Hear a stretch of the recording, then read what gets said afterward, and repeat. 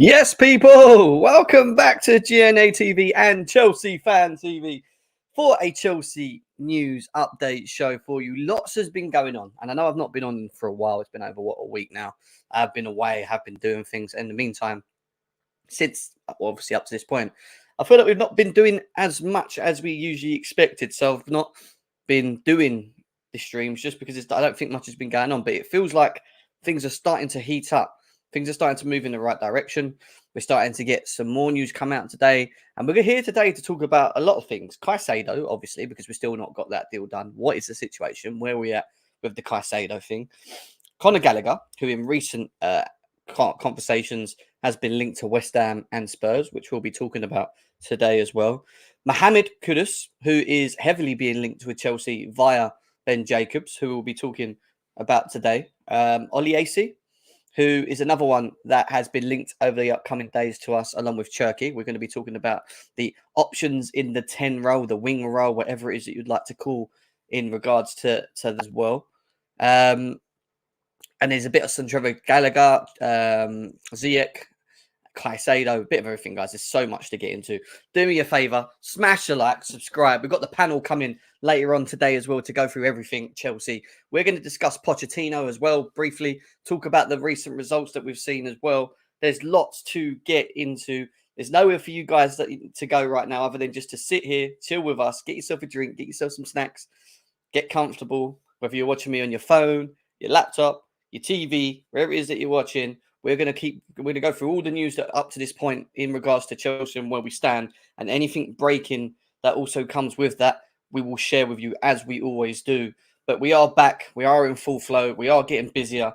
We will be doing more of these shows. So do us a favor, smash the likes, and let's cue that intro.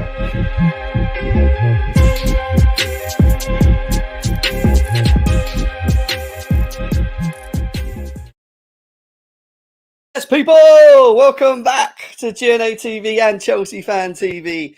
And the Premier League season is forever getting closer and closer. And that makes me excited. I'm sure it makes you Chelsea fans very excited at that are in with us at the moment as well. Liverpool is our first game. Got a couple of, let's say, hard games to start with, but interesting games as well. I want to start by saying to everyone, big up, man. Nice to see every single one of you. I know I've not been around for a while. But, like I said, not much as I feel has been happening in recent.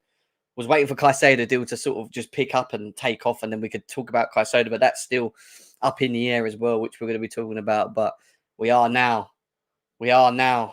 And as Chelsea comes alive, Gem comes alive.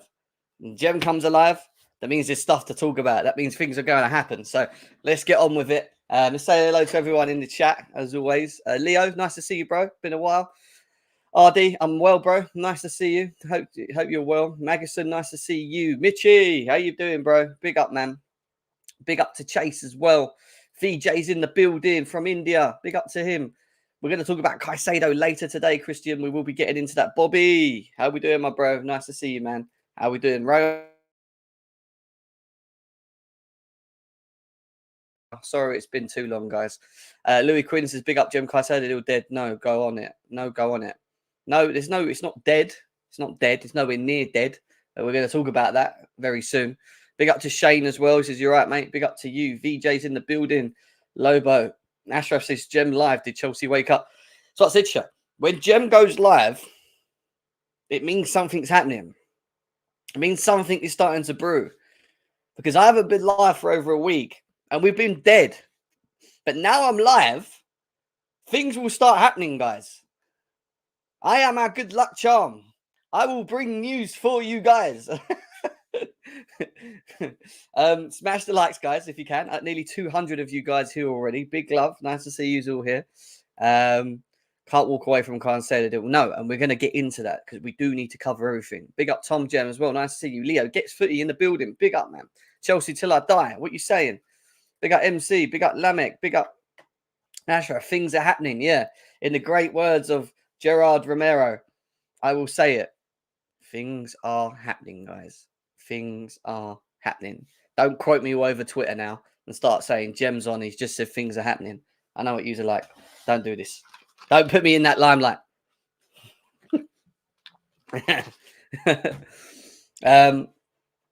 Jem, this Caicedo was worrying. Please, please, Todd, you're not good for Jackson. I get it and I understand it, and I was one of them people that was very worried about the whole Caicedo thing not being sped up as quickly as it is. But as it still stands, we are still in negotiations with him. We've not walked away. Brighton on one side are making it very hard for us, and we're going to talk about that in a bit. I'm done with Brighton. I know they're a bit of a headache. Not going to lie. Caicedo come before. He has to, Leo. He has to. He has to. We have to try and get it done. Everyone's asking a lot about Caicedo today. I know it's still on our minds. It has been on our minds for weeks now, but there is also other bits going on, guys, which we're going to be discussing. Dennis and Bear, big up. What you saying?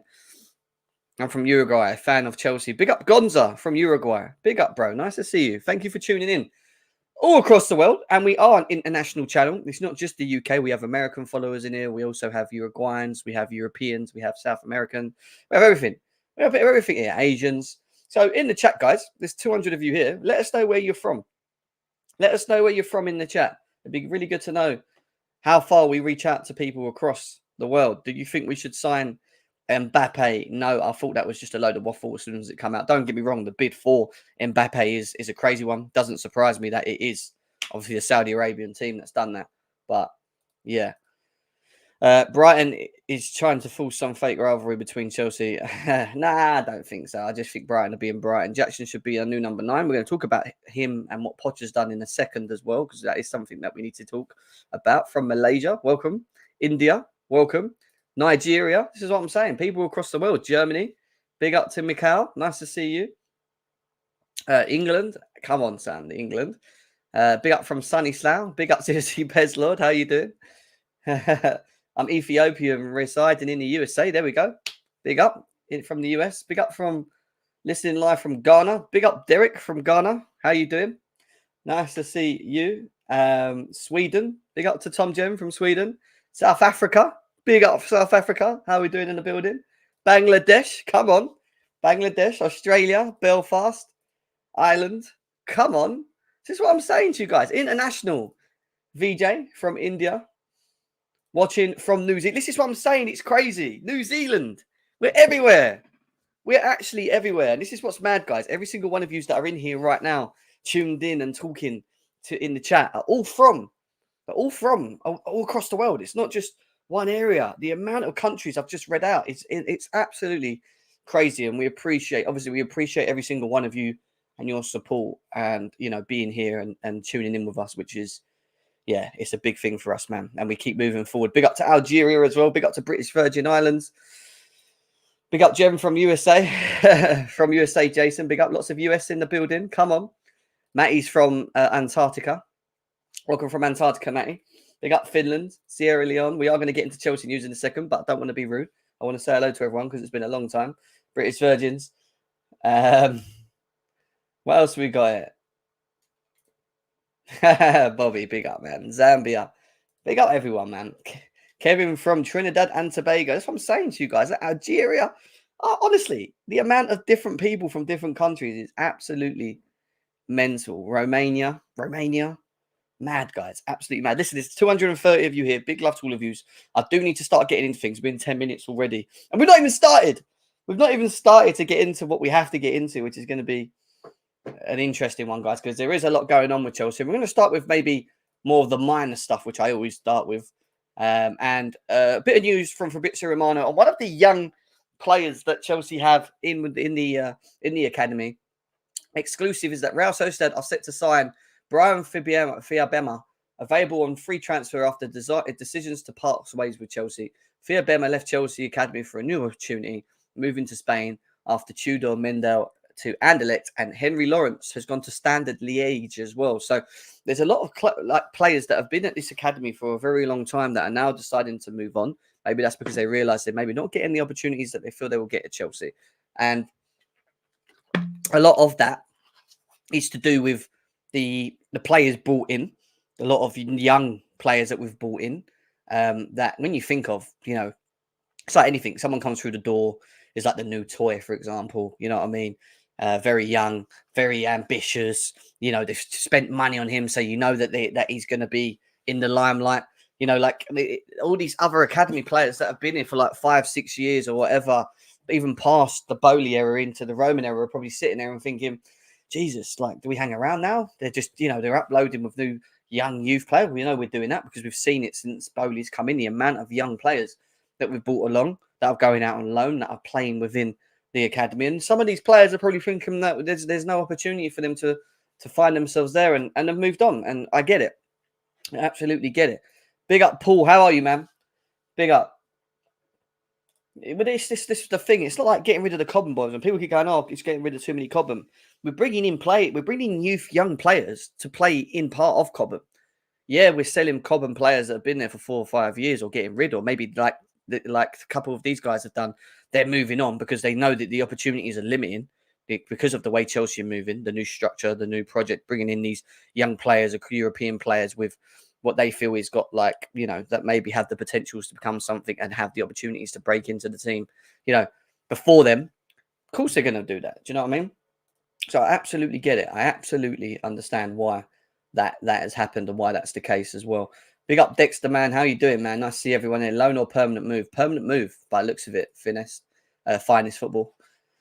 So, yeah, there we go, guys. There's a little bit of news on that. Now, I want to quickly talk about another person. I still can't believe he's actually still here, to be honest. It's just crazy. But Hakim Ziyech is obviously still a Chelsea player. We know that he failed a medical before. He's returned to Chelsea. But Al Ali may yet revive the deal for Hakim Ziyech, is what Ben Jacobs has said today. He has to go. Like, he has to be one of the first players on the list to go anyway. And the fact that Havertz has gone, Mount has gone, Pulisic's gone, Ruben Loftus-Cheek's gone, Conor Gallagher could potentially be on his way. How the hell he is still here, I don't know. He's not being. I don't think he's going to be included in the squad. I think we can clearly understand and know that. Anyway, he's not even. I don't even know if he's even part of the pre-season team. I don't think he even is. He's not a Chelsea player. He needs to go.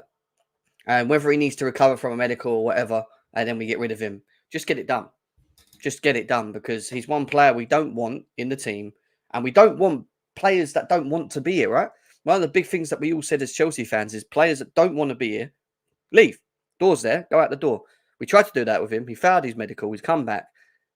Get him fit. Get him back out before the window closes and get rid of him, because we don't want him here. We don't need him. We don't want him.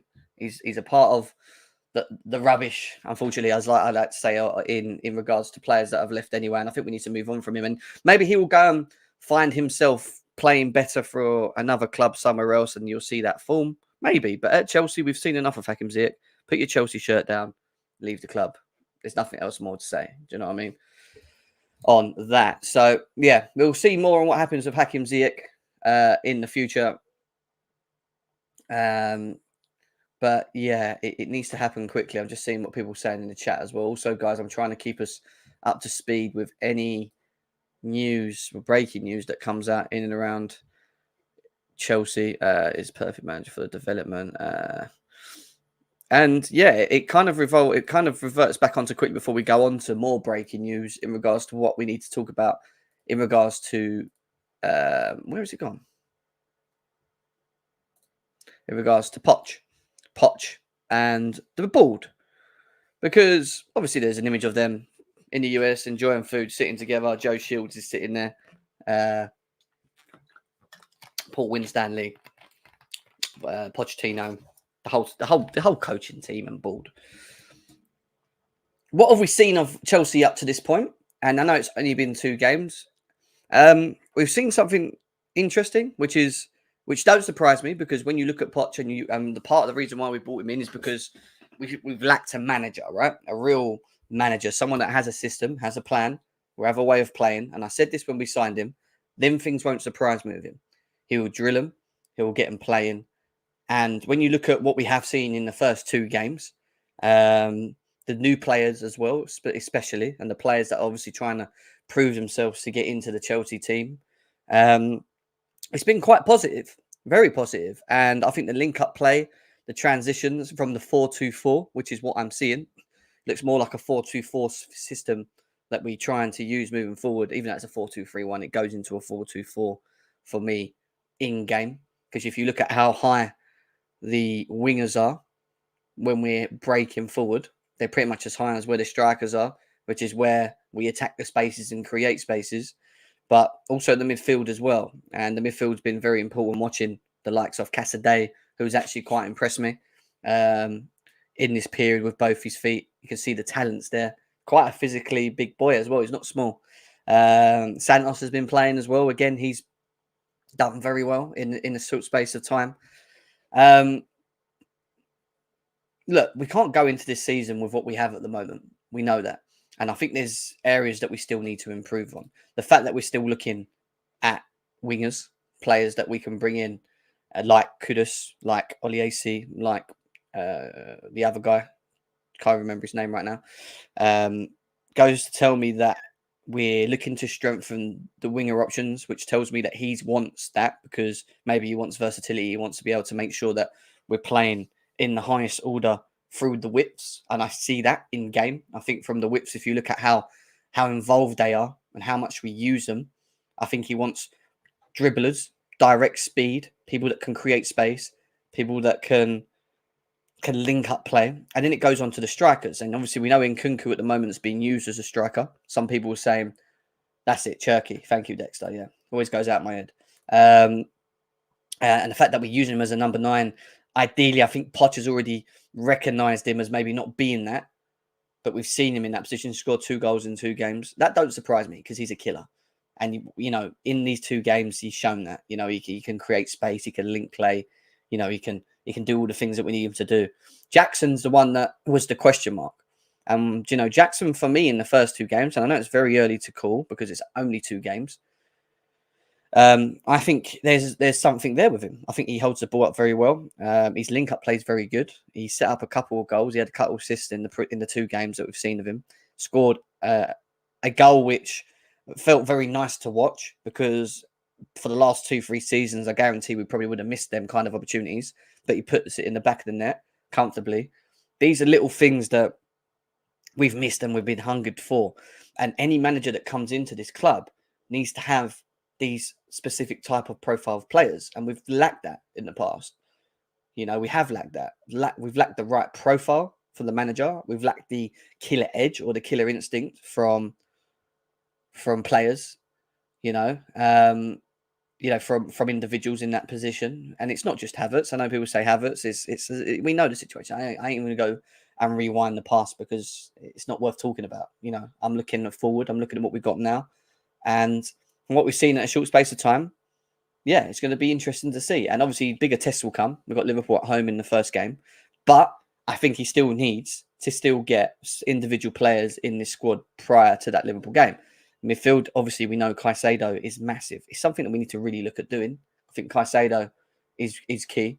But also, the fact that we're trying to look at another winger to potentially go with Madueke, which then people go, what goes on with Sterling? But for me, Sterling then just goes on the left and covers Mudryk.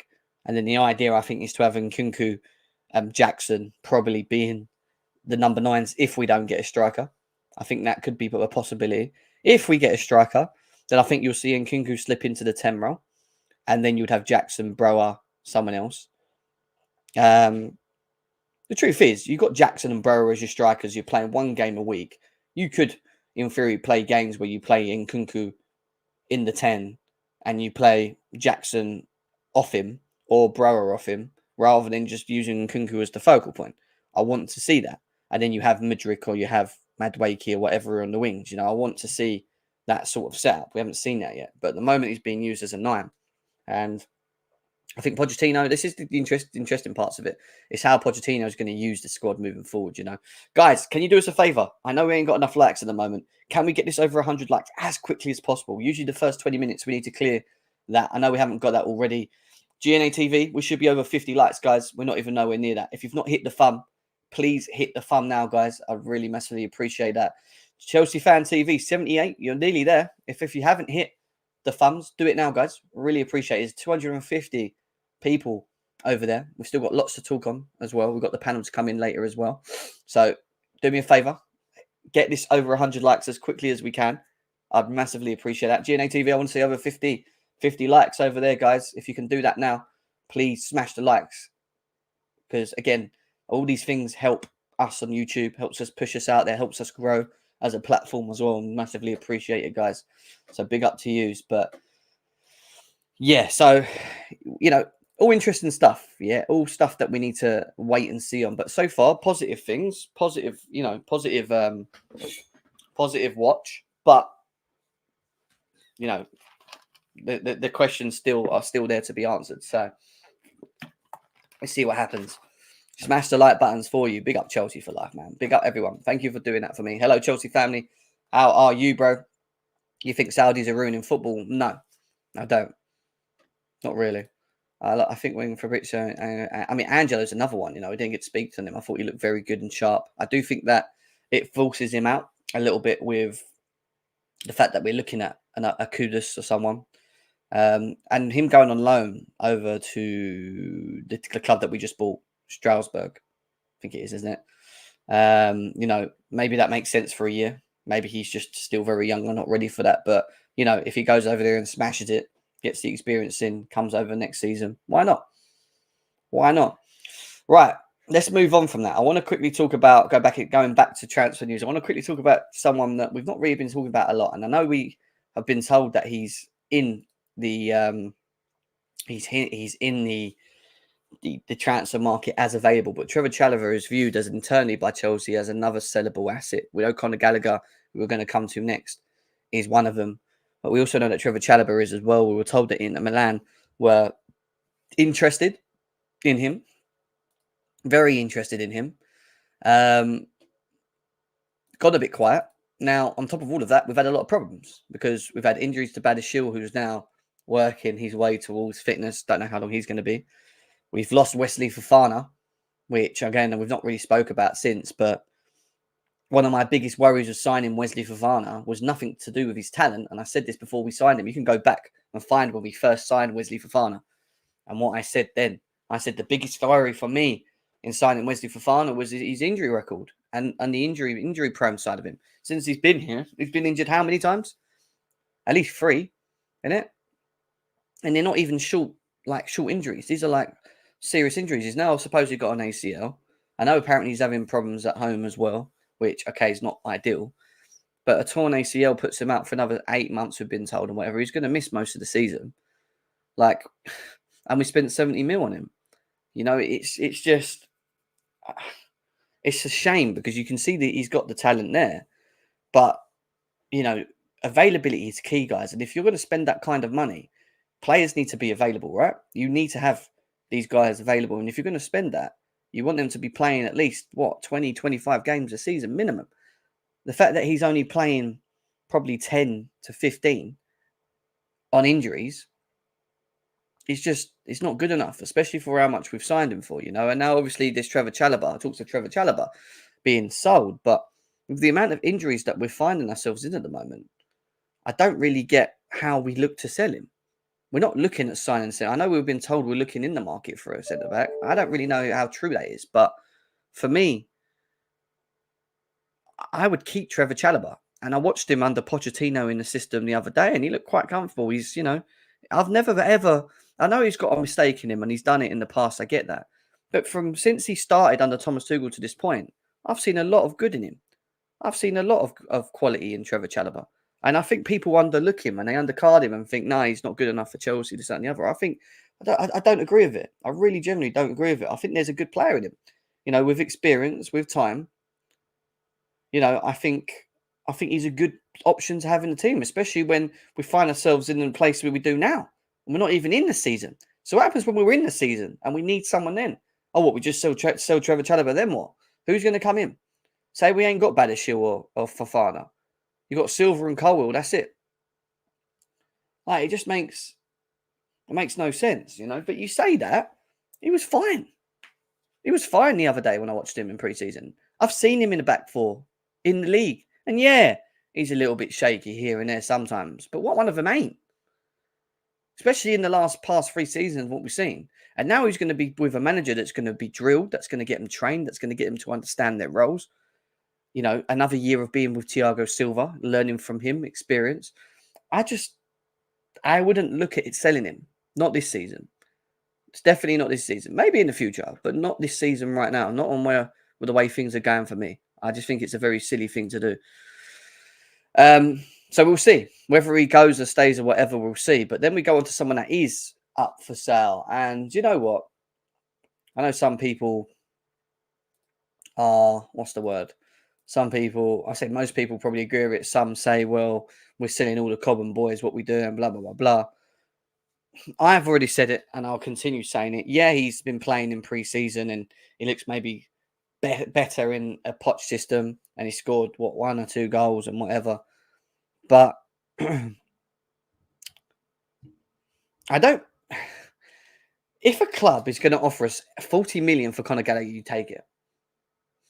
If it was 25, 30, I'd say no. 35, I'd say no. But 40 to 50 million for Conor Gallagher, if anyone gets anywhere near that, you take it. He goes. You get rid of him. You don't even question the sum. You just take the money. Because, yes, we can use that money in better areas. And we can bring in better options. And we're going to talk about that in a second. But I just don't feel, watching him, I keep saying it, that he is Chelsea quality. I don't feel he has the versatility that we need to play the role that we need him to. I don't think that he's a very good in a possession-based team. I think he's better in a team where you're not as possession-based, but you kind of play counter football and he fills in the gaps and finds himself in them pockets where he can like get himself outside the box and maybe take a shot or whip a ball in. I just don't. When it comes to breaking teams down and trying to pull it through him and give him the ball and turn around and I don't ever feel like he's that player.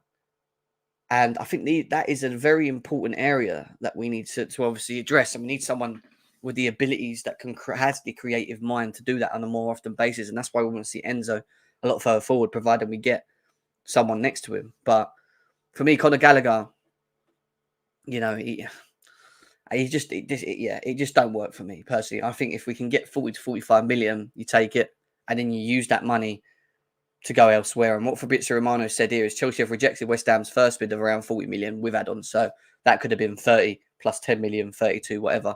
After discussing internally and also with Maurizio Pochettino, Chelsea decided to reject. So Pochettino and the board discussed the bid and decided to reject it. West Ham remain interested, but Chelsea want at least 50 million to sell Conor Gallagher. And that 50 million isn't 50 million cash. That's a 50 million package, including in add-ons. So it could be that they increase their bid by offering us 40 million, let's say, and then 5 million or 7 million or 10 million, whatever it is, in add-ons as well, which maybe get the job done. And you can't question. The one thing I don't feel we can do much at the moment is question the board and how they sell players. Because if you look at what they've done with Kai Havertz and how much they managed to make by holding out on him via Arsenal, it was amazing. It was a great deal. You look at what they've done with Mason Mount. Held out. Man United want less, and all of a sudden they folded. They paid. They got him. They're so close to the Gallagher offer anyway that it'd be stupid for them if they're that interested. And I don't think it'll go West Ham. I think Tottenham will be the ones that I think potentially will offer the 40 with a bit of add-ons. But, at the end of the day, anything in that bracket, you take it. And then with that, we then utilize it. And that's what I think we're trying to do. I think that's what we're trying to do. Trying to get rid of the players that we don't see as requirements at Chelsea for good value. And then use that money to bring in players that improve the squad moving forward. And that's what we're seeing, right? Guys, 350 of you here, half hour in. Big up to every single one of you guys. Big love to all of you as well. Smash the likes, guys. Keep getting them likes up. I've got the panel coming in later on as well. Still got quite a bit to go through, actually. So we'll get on with it as well. So at the moment, Chelsea have rejected the West Ham bid. We're waiting for Tottenham to come in and offer an initial bid, but it has to be in and around, including add-ons, of 50 million for that. We'll see what happens in the next couple of days with him, but he is in the market. He is for sale. They are discussing with Poch probably the bid amount. So, i.e., like they did this time, 30 odd million plus, should we accept it? Yes or no? No. Yeah, we've been told Poch likes the player and would recommend keeping him. But at the same time, maybe we've given him another option. Maybe we said, well, if we sell him and we make the value, like we said, and they've agreed on it with Poch. He goes, all right, well, if we get that, we'll accept it. Maybe they've said, we'll use that money to go and improve an area that you did want and get that. And it makes sense. Do you know what I mean? So this is the whole thing of it. Sell him, but then also, what do we do with the money after? Chelsea would like a package of 50 million to sell Conor Gallagher.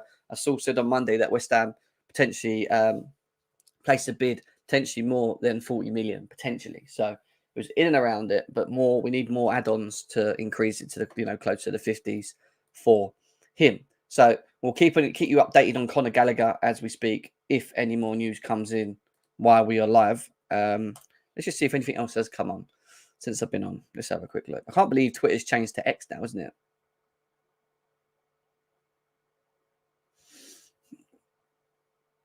it? No, but it allows me time to now.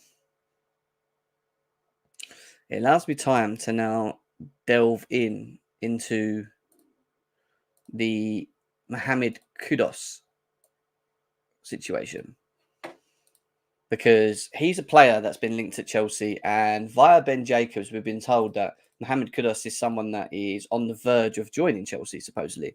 So, not on the verge, sorry, on the verge of agreeing personal terms with Chelsea. So, we've got here Chelsea close to agreeing on personal terms with Mohamed Kudus, and the deal can be around 40 million mark. So, personal terms is one thing. We know this. Getting the player to agree the wages, the amounts, whatever, add-ons, whatever, that gets done. The second part of that is agreeing the value for player. Now, some people believe that this will have a knock-on effect from what happens with Conor Gallagher. So maybe we're lining this up on the back of selling Conor Gallagher, knowing we're going to get X amount of money coming in. Being told around the 40 million mark for Kudus. I've seen him. I've watched him. I've seen enough of him to know that there's a talent there in him. Is he injury prone? He's had injuries. Yes, we will look at that in a minute. What does he offer? Well, he's versatile. That's for sure. He brings a lot of versatility. He gives us options in different systems. He's direct. He's very direct. Drives with the ball very well. I've seen him take on. He always turns, and his first thing in his mind is to run. And they're the type of players I like, because any defender hates having to go back on themselves. Competent passer. Playing in an Ajax team, you have to be very good with the ball feet, moving the ball. Finishing. We've seen him be able to finish against. I've seen the goals against Liverpool that he put in the back of the net. He has the ability to put the ball in the back of the net from different ranges. He's athletic. He's not small. He's strong. So would he be able to handle the physicality of the Premier League? I would say so. I think he can do that. I think he is physical enough, in my opinion. But how would he be used is the question mark. Well, for me, he becomes competition for Madueke. I think with him, you either get him or Olise or Cherki. It's one of them three. I don't think we get two of them. Makes no sense. I think we are looking at one other person in that position as competition. And I like this competition against Madueke. What does it mean for Sterling? Because people go, well, he's going to play. He just goes across to the left, in my opinion. He will then be him and Mudryk on the left. And then it will be Madueke and Kudus or whoever on the right. And Nkunku, Jackson, Brower, either in the 10s and the 9s. That's what I think will be the case. If Chelsea out, we need to make both Kudus and Olise. Why do we have both? They're both very similar roles. It makes no sense why we would sign both players, and knowing that we've also got Madueke as well, because I don't see Madueke going anywhere. I just think it's competition between the two. Chelsea, Kudus will level up our squad, is what RD says as well.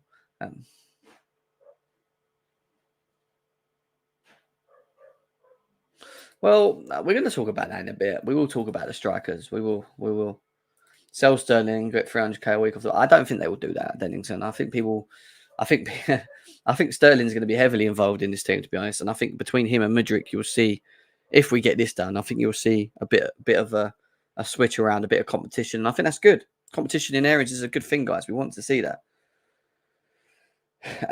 as well. But yeah, so there's that on him. And then we're going to... Oh, shit. What did I do that? There is some little like stats on Kudus as well, which we'll get into in a second. I don't know why I just did that, just to lead saying. Kudus registered 100 successful take-ons, 104 than any other Ajax player during the season just gone. He also made 100 plus ball recoveries, 134, which is 134, and scored more goals, 16, than any other Ajax player. So does he have the ability to put the ball in the back of net? Can he finish? Yes. I want wingers that can finish. He can do that. Is he direct and skillful? Yes. Is he creative? Yes. I think there's a lot that he offers. And I think maybe under a manager like Poch, providing we keep him fit and working in the system, maybe we could really see a real top player in him, because there is the ability there. The difference with him, someone like Hakim Ziyech, is that he offers more. He has more about him. He's got a lot more in his locker. Hakim Ziyech was weak, didn't really work in the Premier League physicality-wise, very predictable, couldn't dribble.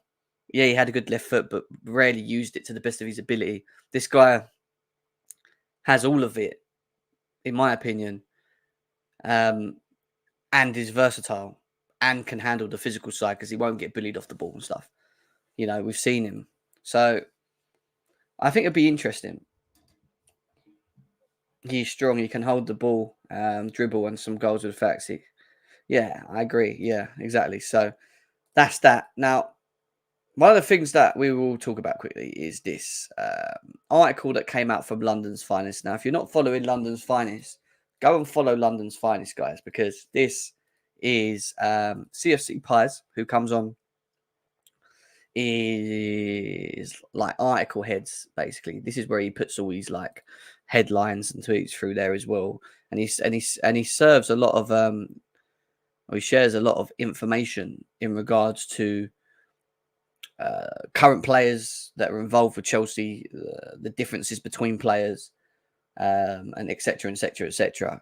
And there's a little article here that I thought we would jump in on, because obviously Elise's been linked to Chelsea as well, and obviously it's one that we've been linked to. Obviously Cherki's another, but he's gone a little bit quiet on.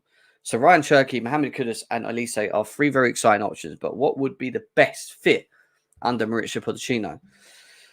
So we're going to go through this article very quickly, which was written by Connor Holden, just to see what he says and his thoughts. Now, Michael Elise is someone that we know Chelsea were linked to, spoke about highly before Kudus. Obviously, he's a Chelsea. Well, we've seen him in the Chelsea kit at a young age. He's 21 years old. He was in the Chelsea youth ranks since 2009 to 2016.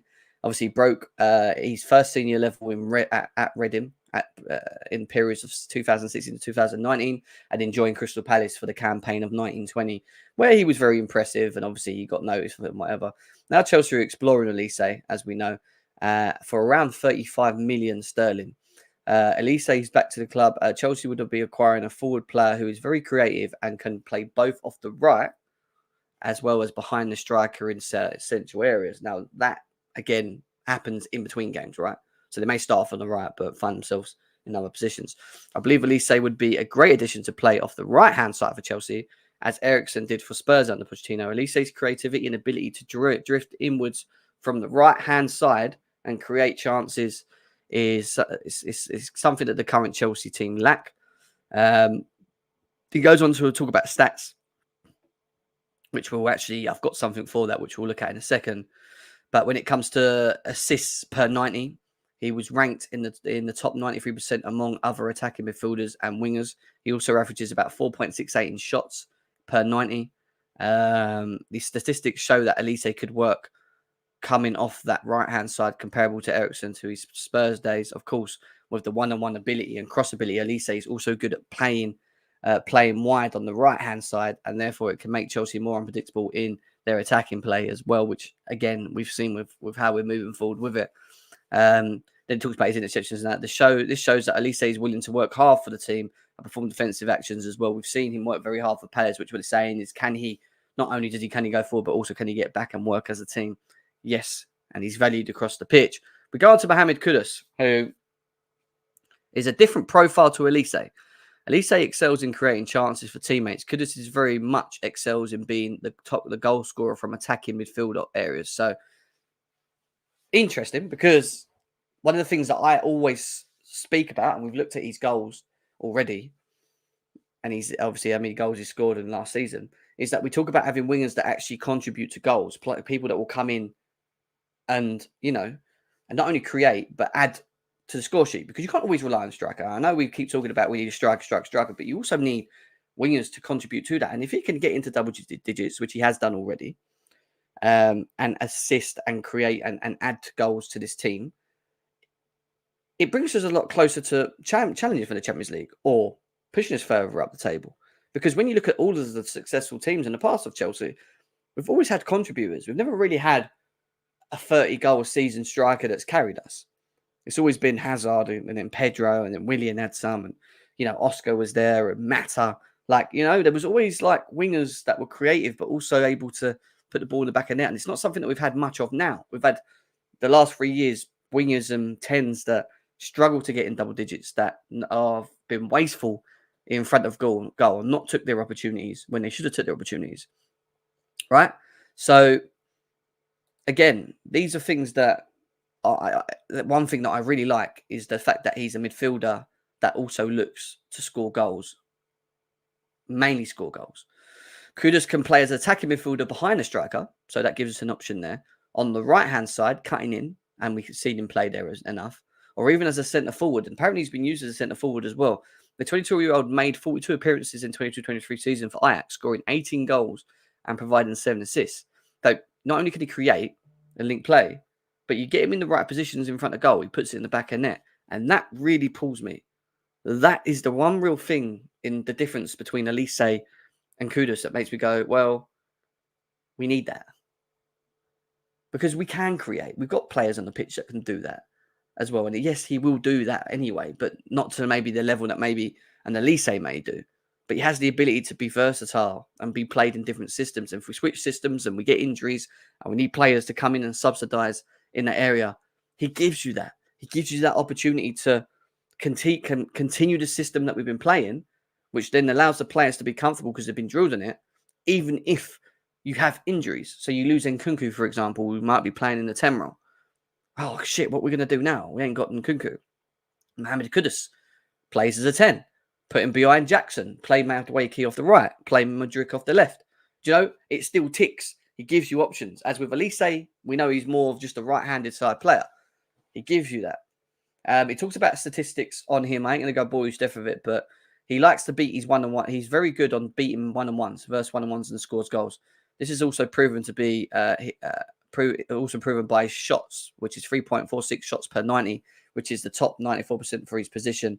The Guardian International would offer goals from the attacking midfield position, something Chelsea have struggled with, as we know, having only scored 38 goals in 22-23. However, Kudus does not offer the same creativity and possession build-up levels as Elise, posting it. And look, yeah, it would be good to have both, but do we need both? Or could we get both? Probably. But, if we're going to base it on one of the three and what they can offer, and we'll talk about it at the end, these statistics are all ranked below. I believe Kudus will be excellent silent to replace a goal-scoring attacking midfielder. Chelsea have lost such as Mason Mount. However, the signing would need to be accompanied by a more creative option who can contribute to more facets of play, particularly from the right-hand side. But then that's why you got Madueke, right? Or Mudryk, or whoever, Sterling, or whatever. I don't get. Now, I get it. I get you need to have more creativity for these players, but we create anyway. We've got Enzo Fernandez, probably the biggest creator in our team if we play him further up the pitch. We'll be creating left, right. Kudus will love Enzo Fernandez. And Nkunku is going to love him. Enzo Fernandez is going to be, in my opinion, if we play him further up the pitch, the guy that just makes them passes or plays them through balls or makes things, tick.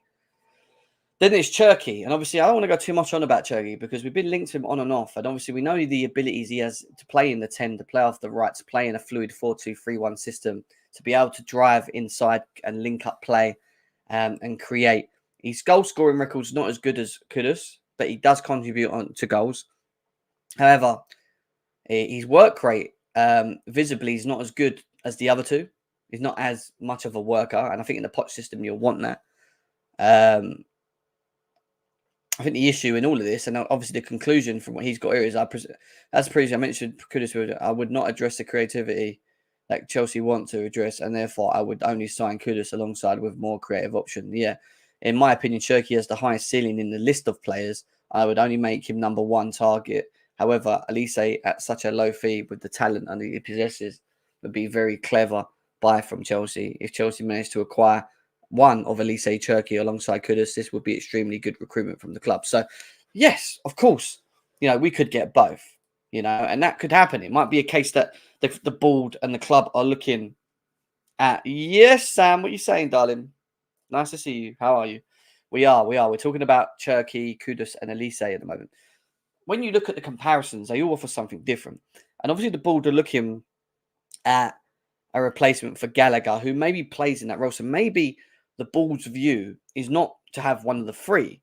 Maybe it's the view of having two of the three, Elise and Kudus. But for me, if we're getting rid of Gallagher and we're going to replace him with someone in that position that can add goals. And from when you look at Kudus and his stats and what he brings and has brought for Ajax in the last season, and we compare both Elise to Kudus, but even though they're different players, bearing in mind, you can see something very interesting and why maybe both would work better than getting the one. Kudus has played 30 games, 11 goals, 3 assists in his league. Elise in the Premier League has played 37 games, pretty much every game, only 2 goals, which shows he's not really a goal scorer, but he has 11 assists.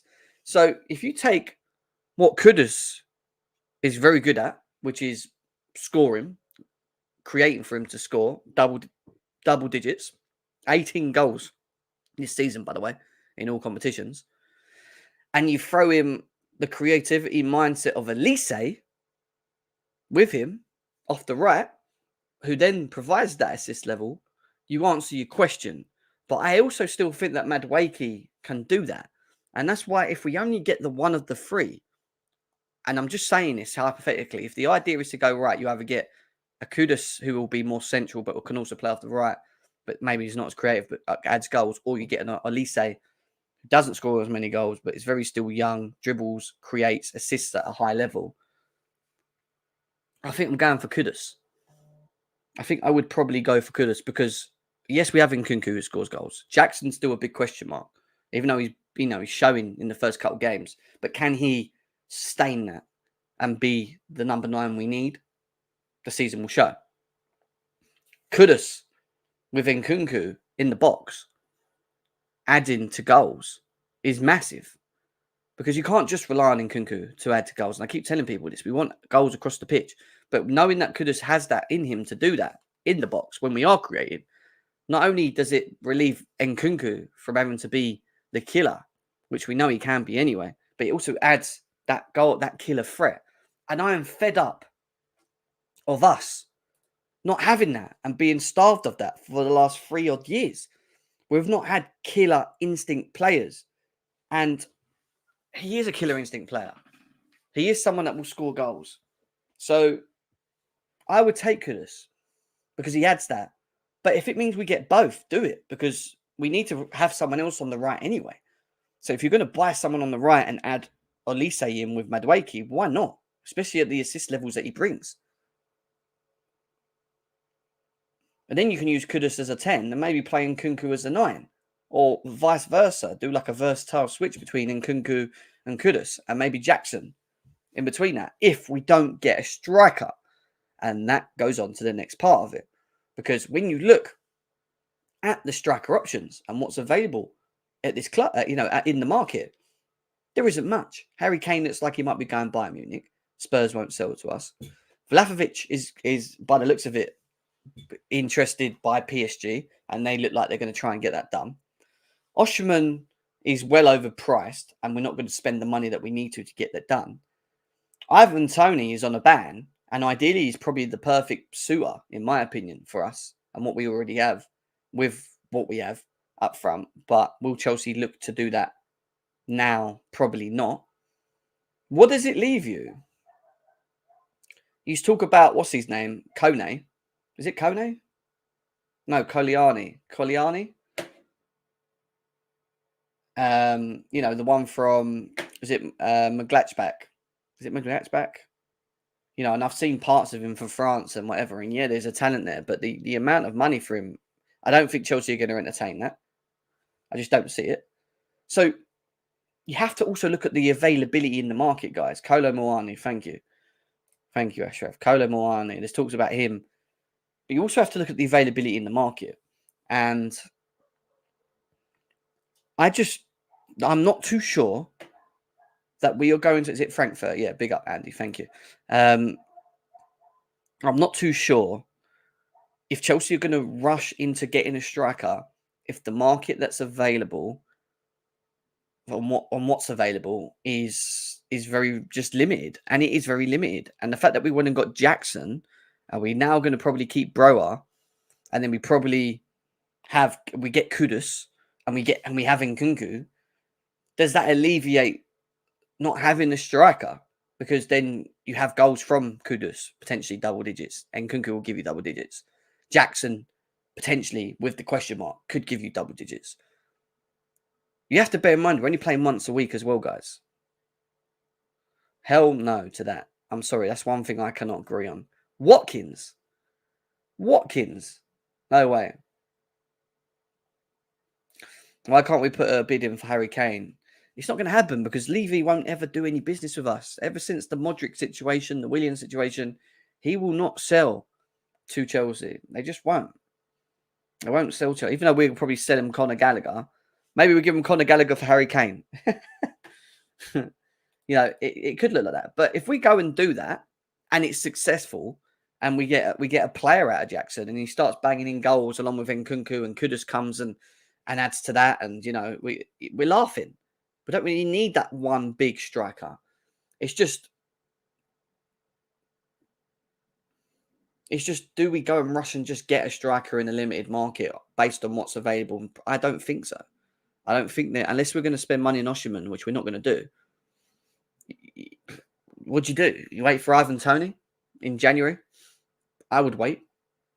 Say Jackson doesn't work for the next couple months and it maybe just isn't working.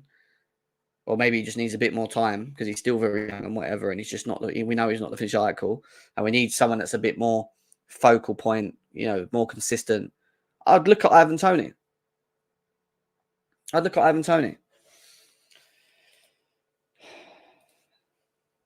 Yeah, he's not for us, man. He's not for us. But at the moment, we've got more issues and more other issues that are problems at the moment as well. And one of the biggest issues we have at this club is trying to get the midfield sorted. And the midfield is an area that we've neglected for a very long time, more than the striker option, in my opinion, because we've signed strikers in the past and they've just not been the right strikers. We've not signed midfielders that actually fit. Go for Toney in January. Yeah, I don't get it. But that's where it takes me on to Caicedo. And what is going on with Caicedo at the moment? What is the situation? Well, Caicedo really wants to move, is what Fabrizio Romano said today. So let's see how he will act in the next few days. But I can guarantee the negotiations are ongoing and it's not over. I know Chelsea fans are getting impatient, but he wants to join Chelsea as his priority and they are working on it. So what are the issues with Caicedo going to Chelsea? Why can we not get it done? What's the issues? Well, the issue is Brighton. Let's just cut it straight to the point. The issue is Brighton. Brighton are becoming very hard to do work with. Brighton are trying to force us to spend 100 million, which I think is what the delay is. I don't think we want to do that. They're also trying to favour the idea of getting Colwill, who isn't going anywhere, especially even more now, the fact that we've got injuries here and there, and Chelsea have already said this weeks ago. So I don't get why they're still holding on to the fact of Colwill. They're also, from what we understand, potentially starting to annoy the agent of Caicedo, because one of the things that they promised Caicedo in this summer window was that he could go. And we know what he did in January. He made it very clear that he wanted to leave the club, made it very clear that he wanted to move on to, you know, wherever it is next, whoever comes in for him past Brighton. Chelsea are still trying to negotiate probably around 70 to 80 million for him. And they're making it hard. And the truth be told, it goes to what, if you read very carefully, it goes to what Fabrizio Romano's saying here.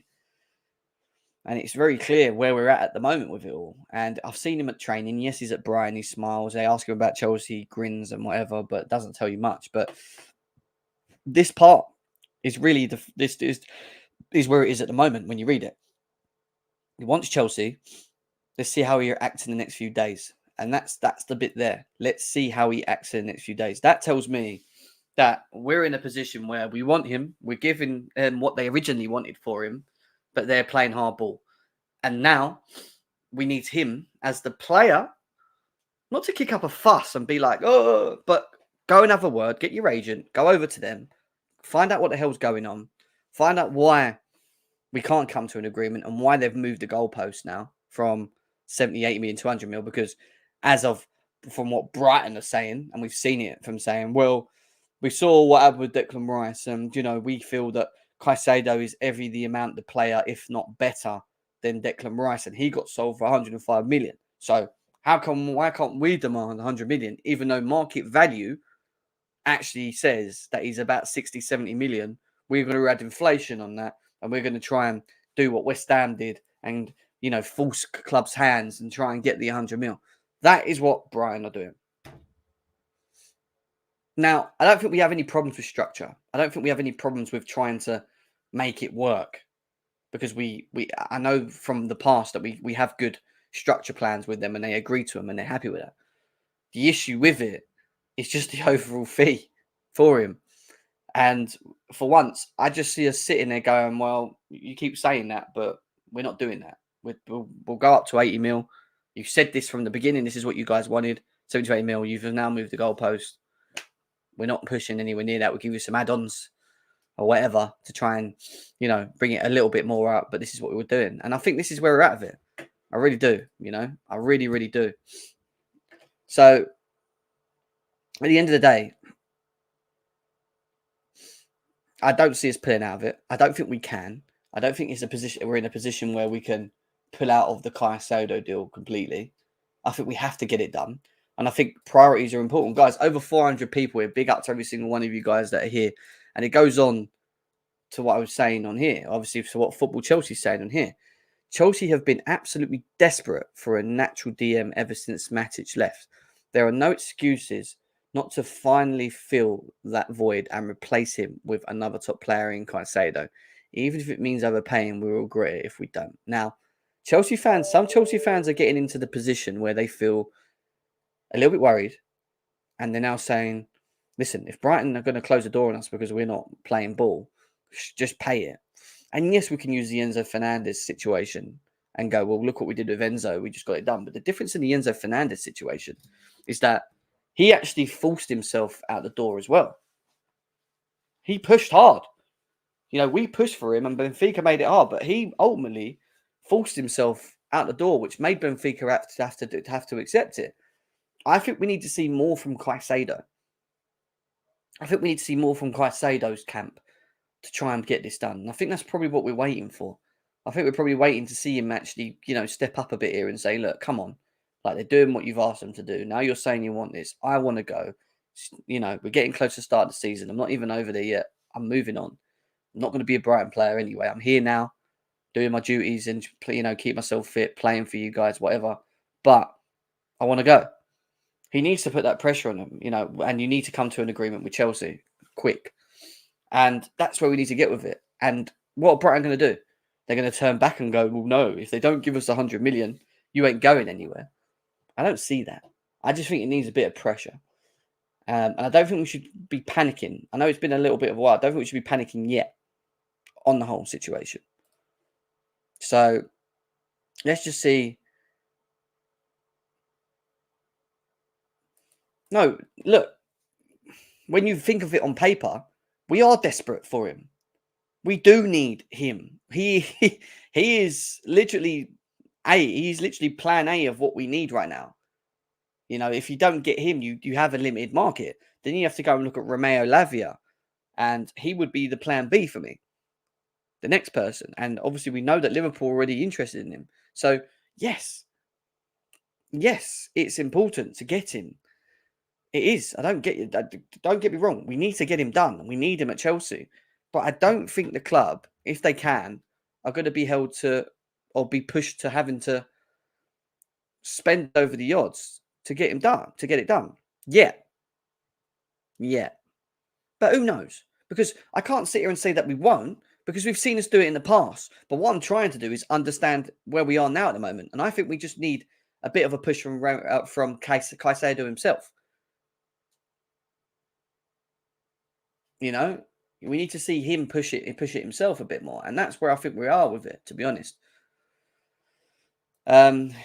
Yeah, so that's that. And then also, there's this as well on Caicedo, which, and I get it all, and we're all in agreement with this, but Steve Nichols says Enzo Fernandez and Caicedo in the middle of the park changes what we think will happen with Chelsea in the Premier League. From struggling to get in the top four to absolutely getting in the top four. So 100 million is worth every penny of it. It is, to a degree. However,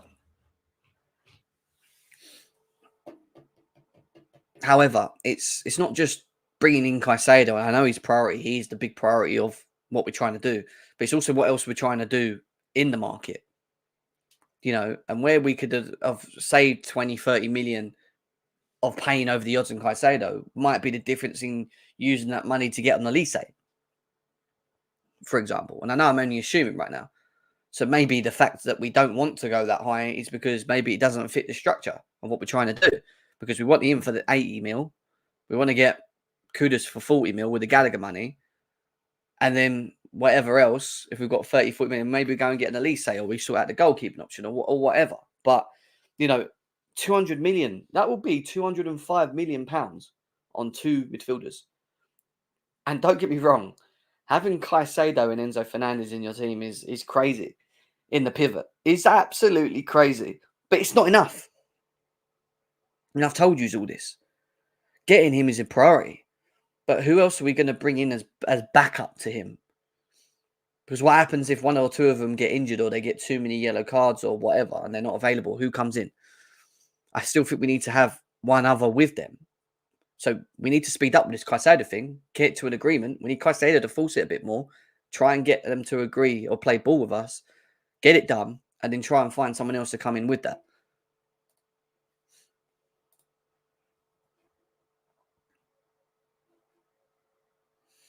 Oh, man, you still got a picture of her, Showtime. You still got a picture of her. Jesus, man. You love her, man. You still love her, don't you? You still love her, mate. Now, I'm going to read through the chat in a second, and we're going to get the panel in as well. So let's read through the chat and see what people are saying on the whole situation. This quickly. Let me just see if there's any more news for us to read in before we do that. I understand Liverpool have approached Romeo Lavia. Talks on player side of them going for about a month. Lavia remains one of the top candidates. So Liverpool are in for him at the moment.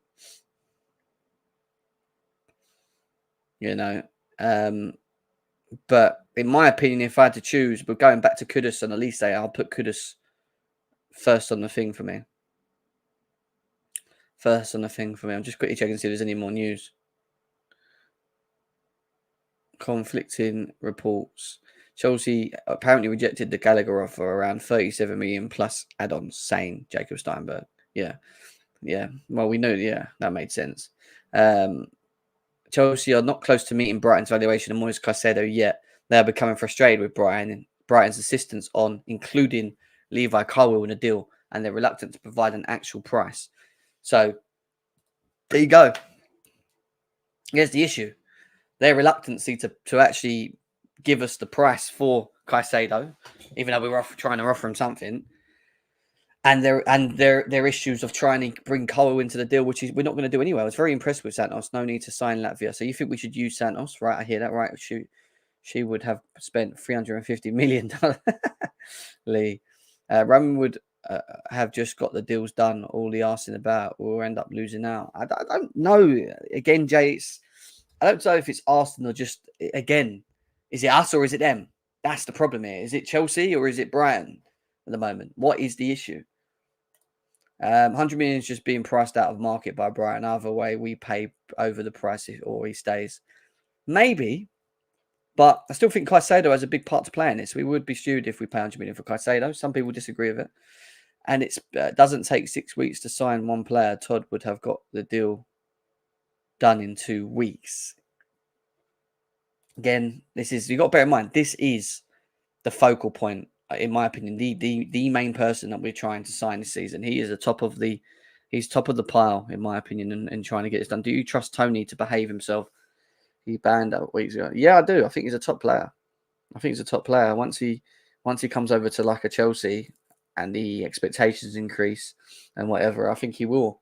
I would. And I'd take Tony all day. Wouldn't even think about it.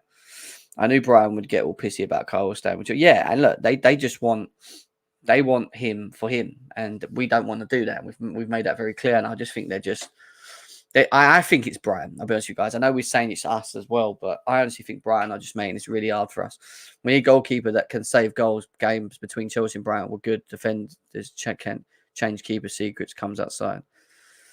The goalkeeping area is somewhere we need to improve on. Obviously, we've seen Kepa. We know he's there. We know that he's been given. I do think we need to have someone else there with him, someone that can come in and challenge him. I don't want to see him being the only goalkeeper we have going into it, and I want someone that's at least of the quality to come in and challenge him. And, and I think we need to do that as well. I really do. Yeah, I agree. I think he's a very good option. A very, very good option for us.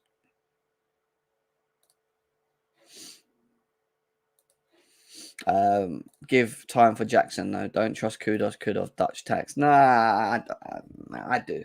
I think there's a lot in the boys' locker. I think he offers us a lot. Kepa is escaping the Exodus. Damn, he is. He does. All right, guys. Enzo Pascalzado is a young and talented midfielder that could dominate for years South America with the.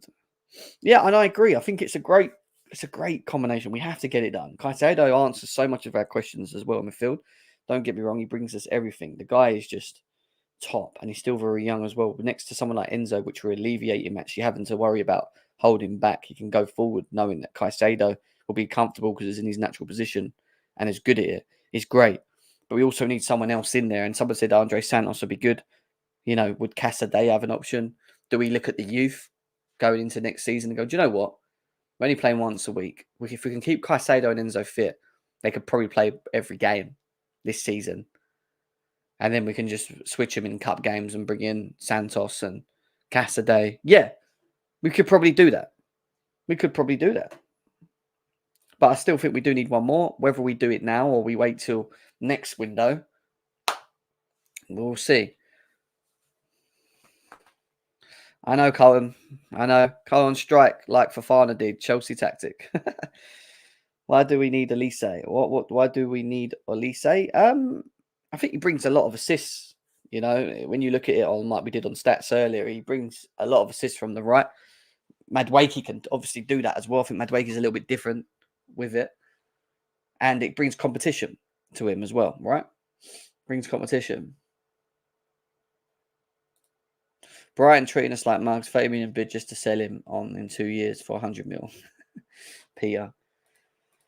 3 pre-seasons games, including Newcastle, already done without new signings. This is far from ideal when you see rivals getting deals done. I know, and I agree. I think your main targets you're trying to get them done as quick as possible, but also these deals are just not easy to be negotiated, and we're seeing it. And Brighton are just, if anything, Brighton are making it harder for themselves, because if they need to replace Caicedo at some point, then why are they taking so long in doing so? I don't get it. I mean, AJ, what you saying, man? Hey, what's up, John? How you doing, bro? I'm all right, bro. How is everything, man? How's life? I'm good, man. Life is good, man. Busy. So I've decided to do a show today. A little bit more's happened this week, and obviously we're catching up on everything. Still no go ahead with Caicedo. Obviously, he is the main target for us, but it seems like Brian are just really making things hard. I mean, what's your thoughts on the situation at the moment with it? Yo, Brighton is annoying, man. What's wrong with these guys, man? They really, I guess that top 6 finish got to their head, Now they acting unusual, but I mean, I think eventually we're gonna get the deal done. I just think I guess we're gonna have to pay a bit more than we wanted to. And we were trying to play hardball as well, but we kind of not in a position at this point, especially if we want to keep Colwell. So we're probably gonna pay a bit more. I hope we don't hit that 100 though. Yeah, I agree, but and I think that's what the issue is, right? I think we want to hold out because we don't want to spend that. I think Yep. we need to see a bit more from Caicedo camp though. Do you know what I mean? Just to push it Yeah, a bit.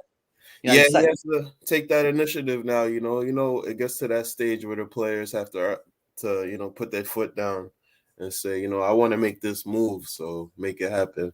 that's what I'm saying. And like if you want the move, you got to push it a bit more. They've told him he could leave. We're being told by Fabrizio Romano today that he has, he's told them clearly that he's going, and they've promised that he can still go. But if that's the case, why are they not playing ball? And we're being told they want Levi Colwill. We've told them that that's not the case. It's not happening because we're keeping him, and they're still insisting on Levi Colwill. And it's just coming frustrating. And we've been watching preseason. We've seen Caicedo, we've seen Andre Santos, and I always at the beginning of this window said to you guys, I think we need two. But looking at where we are now, where we find ourselves now, and what we have now, to trying to get Caicedo across the line, and then working out, well, actually, we're only playing once a week. We could get away with probably keeping them both fit, Enzo and Caicedo, and playing them probably most of the games. Maybe keeping an Andre Santos and a Caicedo or something might be the option until next summer, right? Yeah. No, I agree. I think, first of all, I think we have to end up with Caicedo. I'm not gonna lie. I think we have to end up with him. Again, hopefully we don't pay that 100 mil, but we do have some ballers, some young ballers in that position. It's a little tough to trust them, for the whole season, or especially their first season in the Premier League. But don't get it twisted, guys. We do have some young ballers, and Poch has a lot to work with, so hopefully he can make something happen. Yeah, Chukwuemeka as well. I mean, Couch, how are you, man? How's everything? Yo, fellas, what's good, man? Everything good? Yeah, it's been a What's little up, bit quiet. Couch? It's been good to be back on doing the show and that. And obviously, there's a little bit more still going on, but we're still stuck with this whole Caicedo thing. Even since we last spoke, he's still not a Chelsea player. It seems like Brighton are making things a lot harder for Chelsea to get it done. I mean, what's your thoughts on the Caicedo thing? Let's start with at the moment. It's no different from what we've been saying though. Like tough negotiators, like it was always going to be a tough negotiation. They're asking for a lot of money. There's a lot of money on the table. And for me, I mean, I was banging on about this on Twitter. I don't think that we should be paying overs. I don't think we should be paying overs. We can't have it out in the market right now that Chelsea will just like cave to sellers' demands every time they go to the negotiation table. Like that's not how you build a winning squad. So I'm like this: we hold firm. Caicedo has to now agitate for a move, and from there we build our team. But I'm not trying to reach friggin' Tim Pan Brighton's demands to get this Caicedo deal over the line. Like I know we need Do you him, not and feel I'd it's like to like have him at it's the a club. must though? Do you not feel like it's a must though, Catch? Like we're in a I position. really believe that more important than getting the player is making sure that we're not getting bent over right now.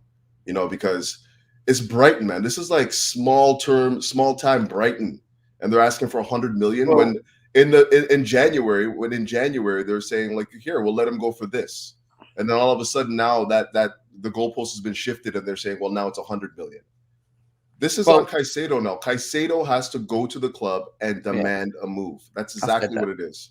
Until we can put pressure on the club, and until Brighton understands that like this negotiation is now tilted in Chelsea's favor because Caicedo is now basically agitated for a move, we're just going to be at an impasse. So just that's where the ball is for me right now. I'm not trying to entertain no 100 million for Caicedo. That's just me.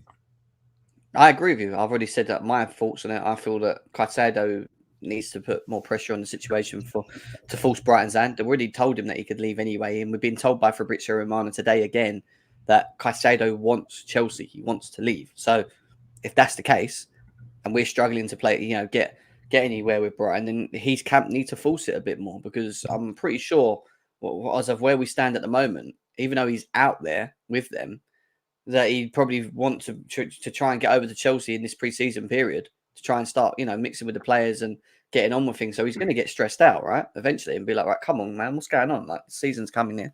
Like, I told you I wanted to leave. I told you in January. I told everyone. Like, come on. Do you know what I mean? So he needs to force it a bit more. I agree. Hassan, go on. What's your thoughts quickly on Caicedo? We're going to talk on Kudus and Elise in a bit as well. I want to go through all of that. But Hassan, Can you guys hear me? I'm just testing the mic. Yeah, sounds good. Sir. Yeah. I was gonna say I was listening to some of your guys' points about the whole Caicedo situation. I just think, in my opinion, it's a bit of what I agree with what a lot of you were saying, but there's a few things I just want to add on to it. I think that the reputation of how we deal transfers now, like let's be honest, there's always that reputation out there, whether we agree with it or not. The last couple of negotiations that we've done with big transfers, the teams tend to hold out just to see how we react in the transfer windows. And let's be honest, the last couple of ones, including the Enzo one, we paid full price for it at the end of it, and we kind of like panicked in a way. And I think that's what Brighton are essentially hoping that we do. Just hold it out. They get frustrated, and then we just have. They want us to basically meet their demands where they'd be in installments of 100 million, a lot of it up front. Like, what we got to do now is set back the reputation of we're not going to get bullied by small clubs, even though now I kind of disagree with Crouch with the whole Brighton being a small thing. The only reason why, like, let me elaborate on it, yeah? I know that some small clubs are still small clubs, yes, but they got money now. Like, this isn't like 10 years ago where, let's be honest, if this was like years ago, we'd get Caicedo for 40 million, 30 million. They'll bend over backwards if we offered that money. But they got money now. Look how many sales and transfers they've done. Look how they bent us over with their Potter and stuff. Like, they made a lot of money off us. Like, they ain't gonna nudge well, they will have to nudge eventually. But that's all on Caicedo. But the longer we leave it, the more confident they're going to be on us negotiating full price for this thing. What we got to do is be a lot more stern. I hear you. So he feels that we need to be a lot more stern in it as well. And I think we're all breathing off the same sort of page here. But, I mean, Don, how you doing, bro? How's everything? Yes, bro. What's going on, boys, man? It's been a minute. Man. Yeah. A minute. And I've returned with the hope that my return then builds up some more Chelsea news for us because it's been a bit quiet. But what's your thoughts on this Cole situation, man? Well, last time we spoke about over a week ago, same situation. I mean, Chelsea really struggling here to try and get something agreed with Brighton. And obviously, they spoke about Cole being thrown in this. We know Cole's not for sale. I mean, like, what are your thoughts on the situation at the moment? Listen, I think it's very clear to see what's happening here. Like, Brighton are obviously being spiteful because they want a player who performed really well for them. You know what I mean? A top player who's going to be, for me, a starter for England. As long as he gets the game time, he's going to start for us in the Euros. So it's just getting a bit weird now. It's beyond the point of weirdness now because we've made it very clear that Cole is not going anywhere. They can see that he's going to start for us because Badiashiel's injured, and on top of that, Fofana's injured now as well. Do you know what I mean? We're losing centre backs left, right, and centre. Do you know what I'm saying? I know Fofana plays on the right, but it's just more of a reason now to say, listen, there's no debate about Cole leaving. Like, because if we sell him, we still have to go out in the market. A loan is a loan, and they don't seem to understand that. So the fact that it keeps being brought up in negotiations now at this stage just shows me that they're obviously trying to frustrate us. Do you know what I mean? Because they're not getting the message that we're not selling this man. I know they're being quoted 100 million or whatever it is. I don't think we're going to pay that. I think we're going to end up meeting in the middle because Caicedo does need to start pushing. Do you know what I mean? They don't want to keep a player that's unhappy. Again, he's been pushing for the move. You know, where we're willing to pay them. I reckon it'll probably be within the 80s because even that is quite excessive in itself. But if you're that could be with add-ons, though, couldn't it? Do you know what I mean?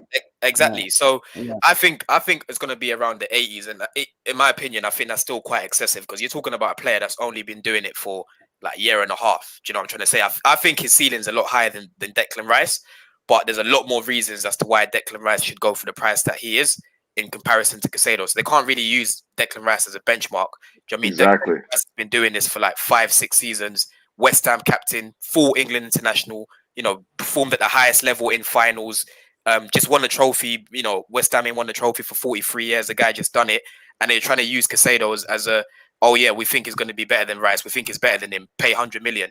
It doesn't work like that. Do you know what I mean? That's the whole point of negotiating. So I think we'll meet in the middle. I just think they're just dragging their heels a bit now because they're feeling spiteful. They're feeling some type of way. You get it? It's that you know that ex you can't get rid of. They just can't leave you alone. That's right. They just keep coming back, demanding something that's not theirs. This is the equivalent of giving your friend like a game. Yeah, you're bringing it. You're asking for it back now, and he's like, no, I'm not giving it back. I'm not giving it back. Like, what do you mean you're not giving it back? It's not yours. Do you know what I mean? Colwell's not yours. He's our player. He's under contract. Leave him alone. Do you get it? So I just think they're just trying to be a little bit spiteful now. I didn't know you're such a ladies man. You just have them just like crawling back, waiting for you every time. It's like, yo, man, you went down. I listen. You know what I mean, man? There's certain people in this life you can't get rid of. Do you know what I'm saying? So with Brighton, they're just annoying. I pray, listen, Brighton, their scouting team's mad. I pray, inshallah, these lot will never find a gem again. Inshallah, because we done a lot of business with these guys. I thought, we can help each other again in the future. You know what I mean? We gave them 23 million for Potter. They took Lamptey off us. They took Gilmore off us. I thought, business transactions. We've got a nice relationship there. But now they've burnt that bridge. I don't want to deal with Brighton again. This is true because Cucurella was another one where they wouldn't push over, and they made us pay over, in my opinion, over the odds for him. Let's be serious. We even sweetened them up by giving them 60 million plus and Colwill. Do you know what I'm saying? So I don't understand. Like right now, like AJ said at the beginning, they are moving out of character. Do you know what I mean? This is not a good look for a club like Brighton. And if we end up paying that 100 million, it will just set further precedent, not just for Chelsea, but for future clubs going forward, because that will mean that any small club like Brighton will just start demanding a madness. Do you know what I mean? For players that have hardly done anything in the league. Do you know what I'm saying? So we've got to hold out and pay less than 100 million. But what we can't do is walk away. So Caicedo needs to push as much as he can, because if we walk away, I know you really like Lavia, but let's be real here.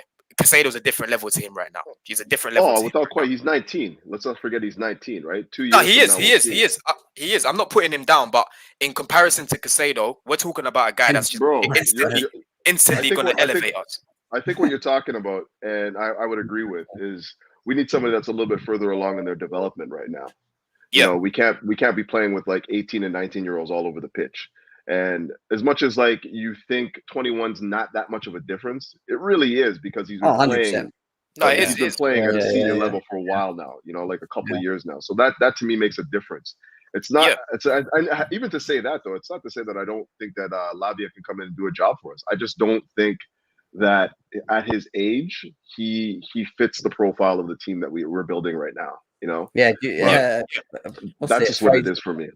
Fraser says how I look at it. Right. We need to get Egbali over there like he did against Benfica. That'll get him going. He's got something about him, Egbali, isn't he? When he's in front of people. How I look at it right now as well, like going back to what David was saying, not David, sorry, Daniel. How can I call him David? Daniel. He was saying before about Santos, giving Santos an opportunity. Obviously, we didn't see much of Santos. I think he's really impressed me in pre-season. Do you know what I'm saying? So as long as both been good, really. Caicedo as well. I think Caicedo will get loaned out because he's more progressive. I think he'll be the one that will get loaned out. But Santos, listen, I want to see him as the understudy to Caicedo when we bring him in. Do you know what I'm saying? There's no point of bringing in a Lavia as well when they're the same age and they play the same position. So for me, how I look at it right now, Santos should be the understudy for Caicedo. Bring in Caicedo, he's our main target. Let's not put it out in the air about, let's just walk away from Brighton. Just leave them now, because what's going to happen is if we do that, all we're doing is going to strengthen the rival, because the rival could just come in and pay the money. Do you know what I'm saying? And now it's a problem. So let's just negotiate and try to bring it down as much as we can. At the beginning of the summer window, I think I said it, and probably most of us here said that we need two midfielders. We get rid of Kovacic, we let Kante go. Obviously, Jorginho was left, and we've only left with Enzo Fernandez. We're now in a position where we still haven't got Caicedo in, and now we're seeing pre-season started. We've seen a bit of Santos. He's now got his work permit. He's available.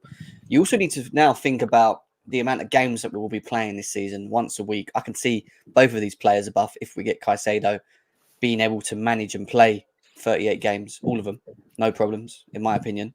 Can we get away with having a Santos for this season, maybe to come in cup games and switch with these two in between games later in and stuff like that? Yes. I still think we need another midfielder though. But if it means this season we can maybe cut that or get away with that, providing we get Caicedo, then I think bringing in Santos in or having someone else behind that, backing it, one of the young boys, maybe we will get away with that just for this season for now. But then we Yeah, then and need to go out and look for someone else, I feel. With exactly. And the reason why I'm comfortable with a Santos is he's actually got more senior appearances than a Lavia. I'm not saying it's better than Lavia, but I don't see him going into the Prem and not being able to bring that quality that we've seen in pre-season. Do you get it? Like against Wrexham, he played well. I said, oh, do you know what? It was only Wrexham. Let's see how he does against Premier League opposition. Do you know what I'm saying? And against Premier League opposition, a team that's great at building up from the back, a team that, you can't get close to them when they're building from the back. He done really well. Do you know what I'm saying? So he's got the build for it. Physically, he's ready. He's really good. He's really impressed me. So I don't see the need to go and get Lavia now, because Santos again, he looks really good and he can be the understudy. What we do need is attacking midfielders. So obviously we're looking at Kudus now. Well, we're going to go to Turkey. that's where I want to go. With. We're going to obviously you've gone into that, but let's get into. I'm just going to go on the record. I'm not in agreement with that, but I'm just going to leave that there. Okay, so let's quickly jump onto the Kudus situation. Obviously, Gallagher as well. The fact that Gallagher's up for 40 to 50 million, we're being told now, and then it looks like the potential is that if we get rid of him, it might be a knock-on effect of bringing in someone like Kudus. Let's start with Couch. Couch, I want to get your thoughts on Kudus as a player. I mean, do you think he's a really good option for Chelsea? Obviously, he's a goal scorer. He scored 18 goals in all competitions last season. He doesn't create as much, but he adds that additional killer threat from midfield. Maybe something we've not had for a while. I mean. 40 million pounds as well, from what we're being told. What's your thoughts on unbelievable option? Unbelievable option for a squad like Chelsea. I think what I like most about Kudus, the goal scoring is great, but I think that his diversity, his ability to play at multiple positions and not see much drop off, like his adaptability is something that we're going to need in the squad. Especially if we're trying to build a smaller squad, you want to have a few guys that can fill a few different holes. So for me, I look at very similar. I think that Kudus comes in and he replaces Gallagher easily. And if I can just go further with that, like what I'm seeing right now with the way we're moving in the scouting department, or we're moving in the transfer department, it looks to me that what is the number one requirement in the Chelsea side right now is technical ability. Facts. You have to be able to be a technical footballer to play for this club right now. I agree. Anywhere on the pitch, doesn't matter where you are. If you're not technically sound, you're not going to play for this club. And the transfers out are evident of that, and the transfers in are evident of that as well. That's the number one priority right now. Before physicality, before anything that comes with pace and power. The first thing that we were looking for is technical ability, and I'm here for that. I think and it also complements the Poch system. When what we've seen in the last two games, you can see that he's going that way. With that, he wants players that are quick, win the ball back quick, and then able to be direct. Drive the balls, move the ball quick, have the ability to beat a man as well. And you know what, Couch? That's a good point that you make, because I spoke about this the other day. I said, I was even saying it last season when it came to the signings we made as of January. I noticed a trend in terms of the profile we're bringing in. Do you know what I mean? Look at Badiashile. I know you're not fully convinced by him, but he's comfortable on the ball. He's quite technical. Do you know what I mean? Enzo Fernandez, there's no debates about his technical ability. Do you know what I mean? Even Angelo Gabriel, he looks quite technical on the ball. Kudus, he's very technical. Cherky, very technical. So we're looking to bring in players that are very comfortable on the ball. Do you know what I mean? Because when it comes to building from the back, you can't have someone who isn't able to open up their body right. Someone who's going to have a loose touch.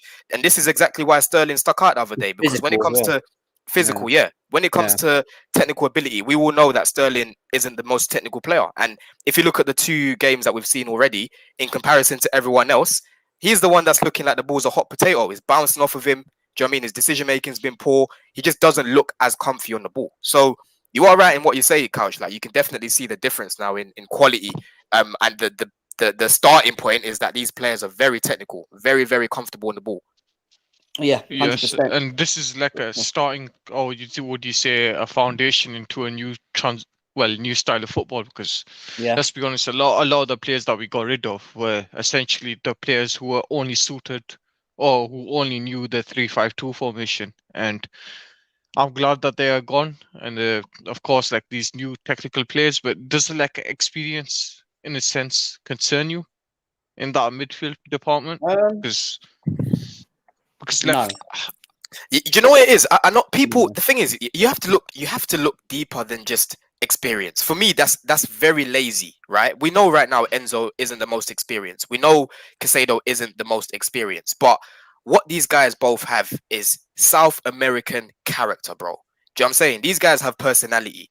These guys want to be the best. You can clearly see that these guys want to be the best. And on top of that, you still have players in the squad with experience. Do you know what I'm saying? It's not like we've got a team with no experience. You've got Gallagher, so not Gallagher. You've got Chilwell. I know that we can have debates about him, but you've got Chilwell, no, very he is experienced. definitely You've got experienced. you've got Thiago Silva, still experienced. You've got Raheem Sterling, still experienced. You've got Reece James, still experienced. Do you get what I'm saying? So Yeah, these that's guys true. are surrounded with experience in other areas. The midfield, I'm not worried about, because if you look at a lot of the midfielders, what we're coming up against, the average age is quite low, to be honest with you. It's 23, 24. That's still quite young. Do you get it? So I think people, And I think I would yeah. say, because the only reason why I was essentially concerned is because the big games, the trophy defining moments, the moments that get you to the finals, essentially, like, let's be honest, like, a lot of them can't be won through the midfield, and that's what I'm literally concerned about. yeah, But but I know that's why you have it's to look not at. the due time, but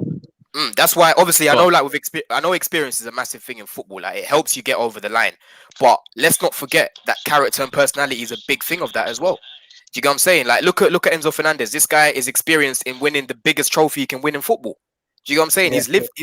He's done it. He's Yep, done it. So that's a big Mm, point. he's a winner. Like, let's that's a not great point. overdo this experience thing. I think people just look at age and say, "Oh, Chelsea haven't really got an experience thing." Break but it down a I little experience- bit. don't really Yeah, look but at age. I let's look not at more underplay it either, though. Let's professional not games. underplay it either, Yeah, though. sorry. There is Yeah. something to be said about that. You know, just having somebody that's been through a Premier League season, has won it, has been, you know, been through the war. Like, that's an important thing to Yeah, have. of course. It is. You Yeah, know, yeah, and yeah. it's more about leadership than it is about, like, you know, just experience. It's I leadership, just think guys that can yeah. lead you into battle when you have, like, you know, difficult moments.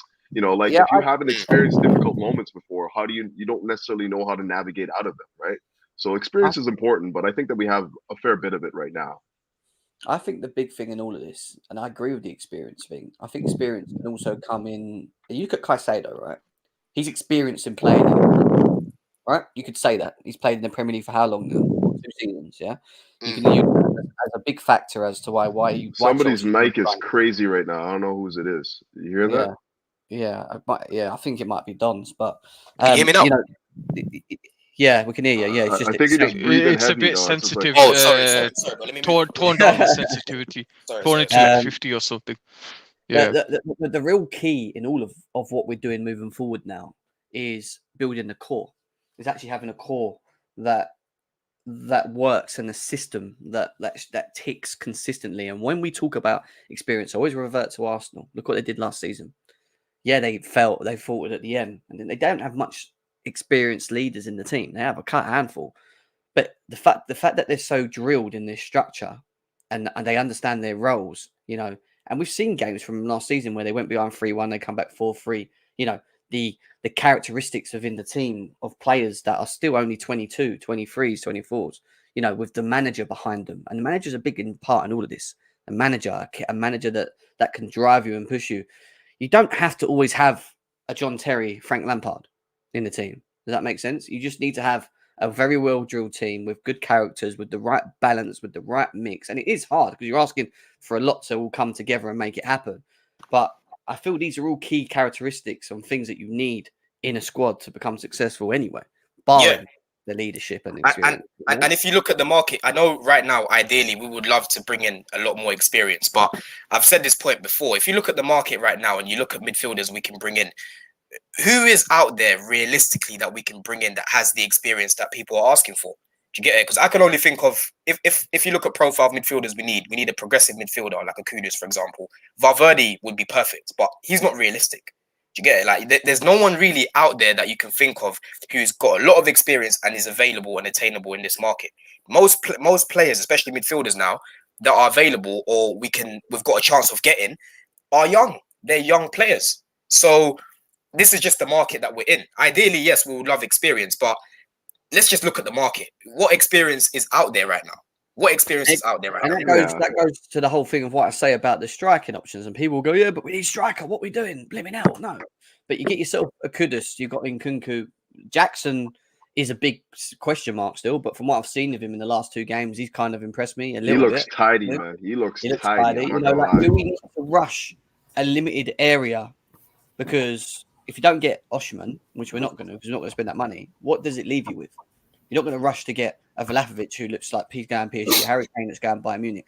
It's limited. So what do? You then try and build a squad of players that can contribute to goals. And Kudus is very important in doing that for me. I know we're talking about his technical side as well, but for me, the last 3 years, there's been a thing of hit and misses in front of goal.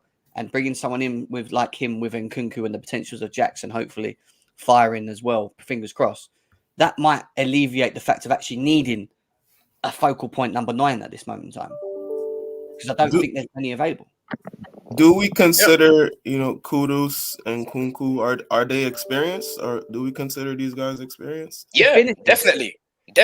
They are experienced. Just not Prem experience. I think what people are, I think what they're trying to say is maybe they're trying to say we need more winners in the team. That's what I'm sort of gauging from it. Because when you look at a lot of these players like Kudus, I haven't checked how many appearances he's got, but I'm sure he's got over 100, like playing professional. He played in the World Cup. Played in the World Cup as well. World Cup, it's a whole different level, Once you played in the World Cup, there's no question in the person's mentality and experience anymore. Even Caicedo, like I know obviously he wasn't playing in the Prem before he came, but this guy broke through in the league he was playing before quite early. He's been playing men's football. Do you get it? And he's obviously gone to Brighton and just carried on doing what he was doing before. So I think maybe people are trying to say we need more winners so we can actually get over the line. Because a lot of these players we're looking at, when you actually break it down, they are quite experienced, playing like men's football. But winners, we've got winners in this team. Do you know what I'm saying? We still have winners in this team. They're looking at the age profile, I believe. But then when we're linked to players that are 28, 29, 27, it's like, oh, they're too old. So it's like you can't really. Yeah, you want players, and you want to bring in players in their prime too, right? Like that's. Yeah. I just think the balance right now is lopsided to young. Very much so. We got like probably the youngest squad in the league right now, if I'm not mistaken. We do. So that will have its side effects. Let's not kid ourselves here. But again, but as I said before, like, and I've been saying from time, I don't think that this is like a sprint. This is a marathon.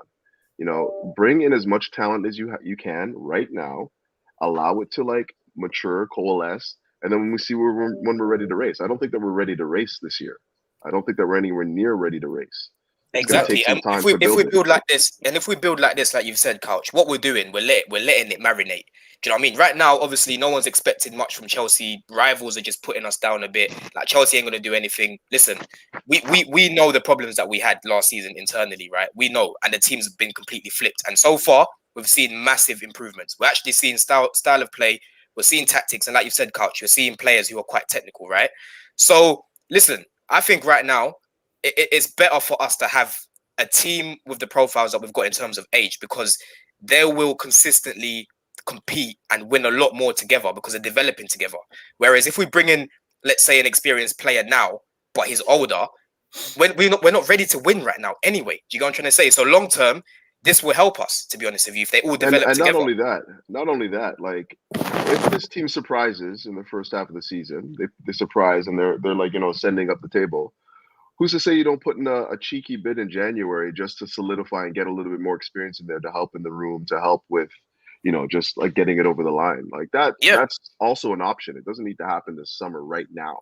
Yeah. Like I'm always trying to look at what the scenarios are long term. I think that Chelsea supporters right now are very much about this year, just because we don't want to be having this similar season to we did last year. But this is still a marathon for me. We don't have to be a finished article this summer. We're not. And obviously Kudus over Turkey. Kudus is the Maluda regen. Maluda offered us option on the wing or option in a 3-man midfield. There's also the option of Olise as well. And people say, well, it's one of the 3, but there's a good chance that if we sell Conor Gallagher, and I think we can all agree that Conor Gallagher needs to go, right? He's just not Chelsea material. Big facts. Get that man out of here. You get Kudus in, who Gallagher. gives you the 10 role, maybe, but can also play off the right, the versatility, what Couch said, I agree with. But then maybe you find us buying an Elise on top of that. I would Then- love then- that. I've got a I strong would feeling it's going to be love both. that. I've got a strong Yeah. feeling it's going to be both because we've got rid of Havertz, we've got rid of Mason Mount, and we've got rid of Gallagher. I know it's one game a week, but Kudus bringing him in. If you look at the right, we're only going to have Madueke there because you can move Sterling to the left. So you technically still have a spot for Elise to come in. If we get rid of Gallagher, because Kudus can just be a midfield option. Obviously, he can play on the wing if we need him. Let's say we've got injuries or whatever. What about Chukwuemeka? We keep skipping over this Carney, guy. yeah, that's true. He's been I playing would in the actually deeper role, loan though, right? Carney. I would loan think Carney it has for to you. be either Kudus or Olise. I think if we bring in two left-footed not- players who also play on the right side or could play center, I think it's just a little too much. Then we have Carney, then we have Nkunku. It's a little bit overkill. It has to be one. No, I don't necessarily agree with that. But I want to say this though too. With Olise, it's not always about like what players you have for a specific position on the pitch. It's what they bring to the game. Like you want to be able to change the game. Like for me, Profiles. Olise gives you a completely different skill set and attributes to that of Madueke, to that of Carney. So that's the more important thing. Like, how are you going to bring you got to bring players into the club that can solve problems for you. Okay, so now we have a team that, you know what I mean? Like if you guys notice what we did the game against Brighton, we played with basically a 3-2-4-1. We didn't use our right back to bomb up the pitch. We needed somebody on the right side. We Sorry? actually went into a 4-2-4 in game if you watch closely. It was Yeah, Well, when no, they I shifted mean from when we're the playing back off from the back, Yeah. it looked like we set up with the back three, right? It was Yeah. like Gusto, Silva, and Colwell, right? So it looked 3-2-4-1 to me, just playing out. And if you notice, like Gusto didn't get up the pitch very much. He didn't get up at all. You need somebody on that right side that can just control the game, put in the telling crosses, that can be, be very dangerous in 1v1 situations. And that to me is essentially what you get from Olise. His ball delivery is exceptional. We don't have anyone in the squad that can deliver the ball. Well, obviously Enzo, but like deliver the ball from out wide with that sort of quality, and doesn't need an overlapping run in order to, be effective. He brings a different skill set to what we have, and I think that's the one that we need in this club right now. I'm not gonna lie. I agree he brings a different skill set, but I'm just saying, if we're gonna bring in both of these players, because you're saying that you think it's both. I don't know if you think we're gonna bring both, but I do. a lot of people say we're gonna bring both. That to me, and that's fine, but to me that says that somebody who's there already is going to be moved. It's either going to be Sterling or it's going to be. But that's not a problem, though, is it, really? That's the two options that are going to fall to the wayside if we bring in both of these players. Yeah, it could very likely be Sterling. I don't know. It could very likely. Like he's been moving around a bit too.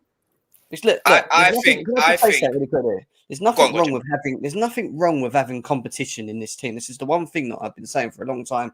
I want to see us have, and if it means we're going to bring in these young talents across Europe that are, top players that could potentially become better in the Poch system and improve in playing, playing at Chelsea, then do it, because throwing Sterling on the left to compete with Mudryk is not a bad thing. That means it keeps them both on their toes, and they're both going to want to push because there's not going to be many games next season. You bring in Elise and you've got Madueke on the right. It keeps Madueke on his toes. I also still worry a little bit of Madueke just from the injury-prone side of things because, it could happen, and then what, And then you also look at Kudus and what he can offer from not just obviously in the 10, but across that left, right, whatever. I think he brings us something different to Elise. This is why I think Kudus for me is number one, because he brings goals, and I want goals. Yeah, Elise brings assists, and that's something that I agree with Couch. He has 11 assists last season. Kudus has 11 goals last season in the league. Work that one out. If you have both of them in the same team, inject that into our midfield. I love that. Just on that as well. I think everyone's thinking of it very obviously short term. I know we've got one game a week, but let's be real. These guys could be planning long term to ultimately start phasing Sterling out as of next season. Do you know what I mean? Obviously, we don't know how Sterling's going to do, but like I said at the beginning, he doesn't look comfortable in this system.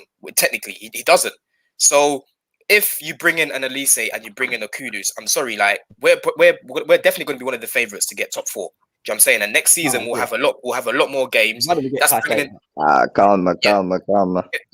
No, but listen. If we plug those holes, there's no reason why we shouldn't be getting top 4. Do you know what I'm saying? Like I know we haven't seen it in the season as of yet, but let's not act as if we haven't got a good coach and good players. Like I know people want to hide away from it, but we're not in any phases like Arsenal. We don't do that at Chelsea. Do you get it? We're going to have the players, so it's time for them to get stuck in and actually do what they need to do.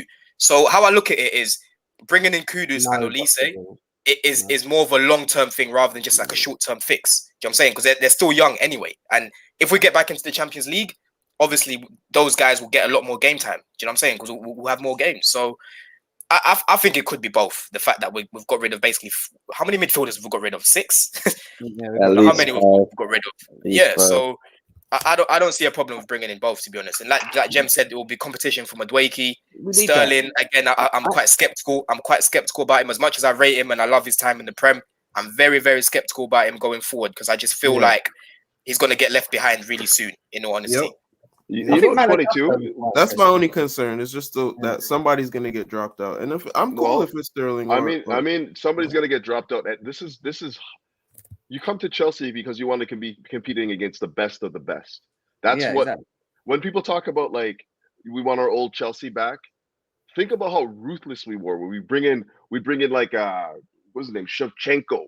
We bring in all these guys that we're competing with, guys that have been winners for us. Every year we bring in somebody else to challenge it for a new position, and that's died off at Chelsea the last little while. That's died off. That's the old Chelsea. That's the Chelsea that we need to see return. Competition for places. You know, when you're in battles in training sessions, you know, you're killing because you want to get on the pitch. That is what's missing from this club. For me. I agree, but Chelsea also has had a problem of having stockpiling players, and then players get pushed out. Double the right player. We push out the right player, then that's fine. And I'm saying here, we talk about experience. Sterling is like our most experienced winger. That's a good point. Now, if he gets pushed out, we're dealing with a lot of youngster players. But if he's an experienced player, but if he doesn't fit the profile of the style of football that we're playing right now, then what's the point in having his experience? He can't. I don't think we should be writing off Sterling one bit here. That's what I said. The judgment. I'm not writing him off. I'm not writing him off. But I'm just like I said, I'm looking at everyone in this team. And again, I know it's only preseason, but let's not act as if we haven't watched Sterling for nearly a decade now. Do you get it? We all know he's not as technical as a lot of the wingers that have come through. But what he made up for it in, you know, using his other strengths to the best ability that he could. But like I said, right now, like he sticks out like a sore thumb. So I've just got reservations on that. What I'd also say to all of it with Sterling, and we can all agree on this one because we've seen it at City, partly Liverpool when he was there as well. In a functioning system where there's creativity with a striker and things, he works and he functions well. And yeah, he might not be the most tidy on the ball, technical like a Kudus or a Madueke or a Mudryk. The one thing Sterling will give you, and he will always give you, maybe a little bit more than some of the other wingers, is a goal for it. At the end of the day, I think he brings about 20 to 27. Sterling's running the chicken, and we have a system, and it's working, and they're all like. Remember last season, the last 2-3 seasons, we used to sit here and we used to say, we have no game plan, we have no structure. How do we play? How do we break down teams? What are we doing on the pitch? I don't think the players know what they're doing. How do they like? It was so obvious and evident that we just had no clue of what we were doing on the pitch when we were being set out by our managers. Under Poch and in these pre-season games that we've seen, there's a clear image that these players are being drilled into what's required and what he wants in a system. Right. So yeah, someone like Sterling might be a little bit a little bit off it and whatever. And yes, it's still early doors at the moment. But later on in, going into the season, it might be that he starts thriving because the system completely starts ticking and it's balanced and we start getting the best out of these forward people. And this is what we want. We want to see the best out of all of them. Right. Yeah. So that's why I said we've got to wait because he will contribute to goals. He will. Yeah, no. I think it's going to be just one point, coach. I'll let you land in a sec, bro. Like, I think Sterling's going to play a big part, and like I said, I'm not writing him off. Listen, I love Sterling. I feel like Sterling gets disrespected a lot. Even the other day, I was having a debate because, in my opinion, he's top 10 greatest wingers the Prem has seen. right? And people were trying to tell me that he isn't. And in my opinion, he is. Do you get it? We can go into that if you guys want to. But for me, how I look at it is Sterling needs to hit the ground running because he's one of the senior players. He's probably the highest paid player in our team now as well, right? So I've got no excuses for him because the thing that I was saying last season is Sterling ain't going to work if we don't have quality around him. Because, Jem, you are right. Sterling only works in a team that has a system and a team that has quality. Do you know what I'm saying? Sterling's not like a hazard to pick up the ball and beat, 3-4 players. He's not that. He needs to be in a system that works. And now he's going to have quality around him. So what I'm saying is I'm not going to have excuses for Sterling and I'm not going to have as much patience as what I did last season. He has to kick on is the point that I'm making. So that's the point that I'm making. I'm not writing him off. I'm just saying that Sterling needs to kick on. Otherwise, he could find himself out of the door very soon. That's the point that I'm making. Yeah, and to be honest, the early signs, I'll say this. The problems that Sterling had last year were multiple, but his fitness was just all over the place. He didn't look like he had any acceleration, no separation.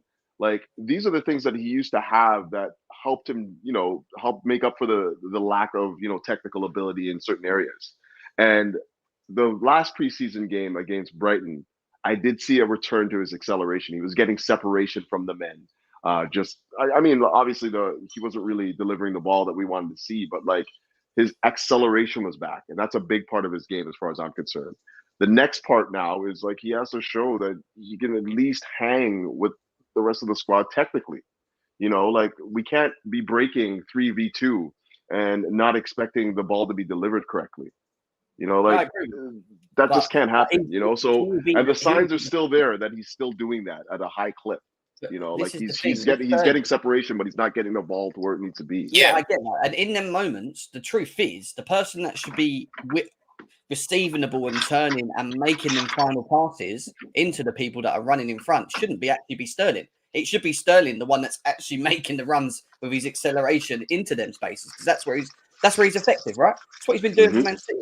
That's what I want to see. So Kudos coming in, or whoever, or at least say receiving it in the deeper role to then look up and play them balls into an Nkunku or Sterling, or whoever, or Mudryk, making them runs. Even with Mudryk to a degree, that's what you want to see him doing, using their acceleration to be able to create space and then obviously be effective in the box, right? And that's where I think he is effective. Once he gets the ball in the box and he receives the ball, I don't say all the time, but he's a bit better of a finisher than maybe someone like a Mudryk at the moment, or a Madueke, right? Who we know needs to practice on the finishing. Don't get me wrong. Here's why I have no bias. I'm a Jemmy. My parents are Jamaican, and any Jamaican player that comes out anywhere, I'm following them, right? If I'm telling you right now that I'm not really 100% feeling Sterling, there's something to it, because I usually have a bias towards Jamaican players, usually. So there's something going on there.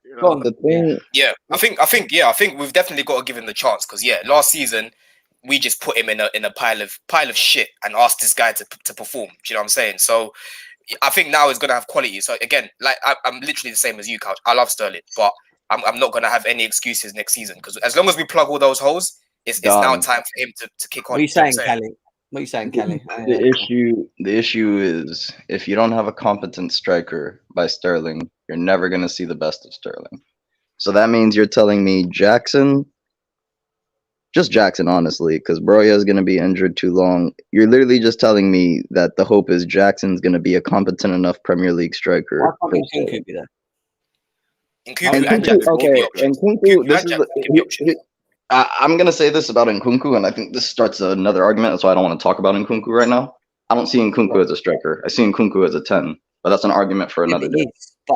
But he can play a 9. Look, for me, enough of this stopgap shit. Give me a good striker. Give me a good striker. Jem, the same thing with Kepa. What is this with the stopgap goalkeeper and the stopgap strikers? Give me a prime-time goalkeeper. Give me a prime-time striker. Our midfield targets look good. What I was saying earlier on, mate. People keep stressing about this striker situation. What striker? We're not getting one this season. No, I see the market. We're not getting one. So what do you do then? Go on. What do you do if you can't get a striker? What do you do? What we're doing now, you get Jackson, you get Nkunku and put him in the 9 sometimes, and then you get a competent midfielder. Yeah, but Kelly, what you're doing right now, you're basically trying to already line up an excuse for Sterling, and we're not doing that, bro. No. Right, I'm not. Let me just finish my point that I'm gonna say, bro. Yeah, like I know we haven't seen much of Jackson, but the guy already, you can clearly see that he's got a good first touch. Do you know what I mean? He can create as well as hold up the ball. Do you know what I mean? He got 4 assists in 2 games, and he can put his foot through the ball as well. So I'm looking at him and saying, okay, cool. You're a natural striker, and it looks like you're competent enough to be able to do a job when it comes to creating as a striker and also finishing your chances. So he is someone that Sterling can definitely play off of. Do you know what I'm saying? Whether we go in and get another striker is another thing. But like Jem's already said, the market is thin for strikers.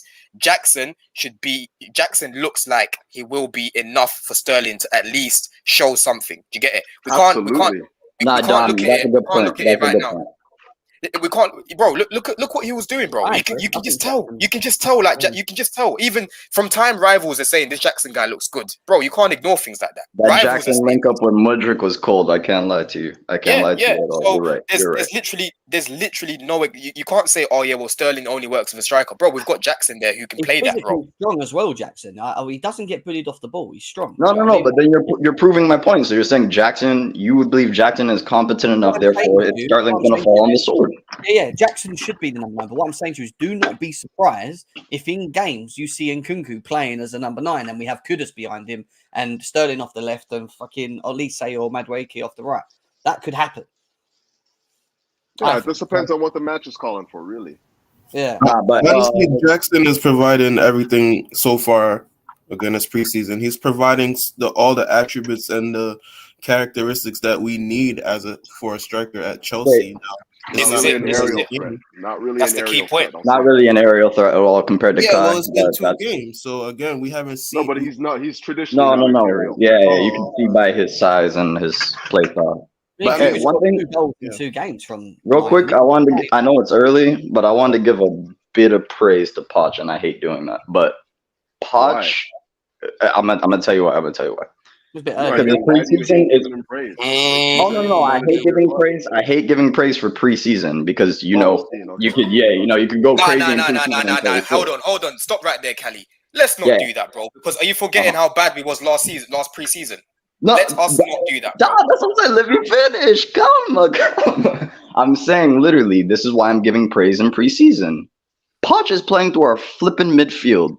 How long has it been, my fellow Chelsea faithful, that we played through the midfield? Good Lord have mercy. Good Lord have mercy. So if you bring me Kudus, if you bring me Olise, you bring me Caicedo, and we're playing through the midfield. Oh my God. Yeah. Oh my God. I can get excited again. I might be done. I can't say it because I had my agenda on Poch, but dare I say I might be excited for the season? Oh Lord. No, I'll tell you what the difference is. Look, I'll tell you what the difference is with Poch in this short space of time at the moment, and it's something that I said even before we even got him, which doesn't actually shock me with him. He will drill these players to play into a system that he wants to see, and that doesn't surprise me because why? Because he is a manager. What have we not had the last 2-3 seasons, barring for up to Tuchel, should we say? A manager. We've had Graham Potter and blimmin' Frank Lampard trying to implement systems and get them playing in whatever way they thought was a way because it wasn't a way. So this is why it looks so different right now because it's actually being managed. We're actually seeing them being drilled. There's actually a structure. He will play the way he will want to play. That I knew anyway with Poch. He definitely knows how to coax. He definitely knows how to educate the players on what he wants. And knows how to coax it out of them. Yeah, and one thing I know everyone's got questions because obviously we spoke about Poch 1,000,001 times, and I know you guys obviously a lot of you guys didn't want him, and I was obviously advocating for him, but I still had question marks about whether he can take us all the way. Obviously, it's a little bit too premature to say that he's going to take us all the way, but look, we're seeing hunger from the players, and we're seeing hunger from Poch. I'm seeing someone that's hungry. Yes. You know what I mean? Raring to go. You know what I'm saying? I'm seeing someone that's been collaborating with the ownership and they're working together. I'm not seeing a yes man. Do you know what I mean? When it comes to work, there's no such thing as yes man. You have to work together to succeed. Do you get it? I'm seeing things that I wasn't really seeing last season. Do you know what I mean? Graham Potter looked like someone that shouldn't have been here. Do you This get is it? a And different Poch, Poch. This is a different Poch. this is a Let's be different honest. Poch, bro. This is what I was saying. He's got a point to prove. He's in his prime as well. He's been I hope at so. 3-4 clubs now. Like he played being at PSG, being the coach at PSG, even if it was for 1 or 2 years, like you're gonna become a better coach because you're working with a different style of player, you're working in a different league. So just like a player, he's gotten better. And do you know what really impressed me as well? Just one last thing as well, Jem. Yeah, what really impressed me is it's come from, because I said it. I said, look, Poch has a lot to prove. When I was obviously speaking about him last season, he's gone and said it himself. He feels that he's better than what he was when he was in the Prem before. He literally said it. He literally said it. And for him to come out and say something like that, listen, hats off. Hats off. Hey, Don, neck on the line. Where are we finishing? It goes on to this comment from Mudrick, which basically says, from the opening days of pre-season, I started to understand what the coach wants from us and from me. That makes it easier to enjoy the game with my teammates.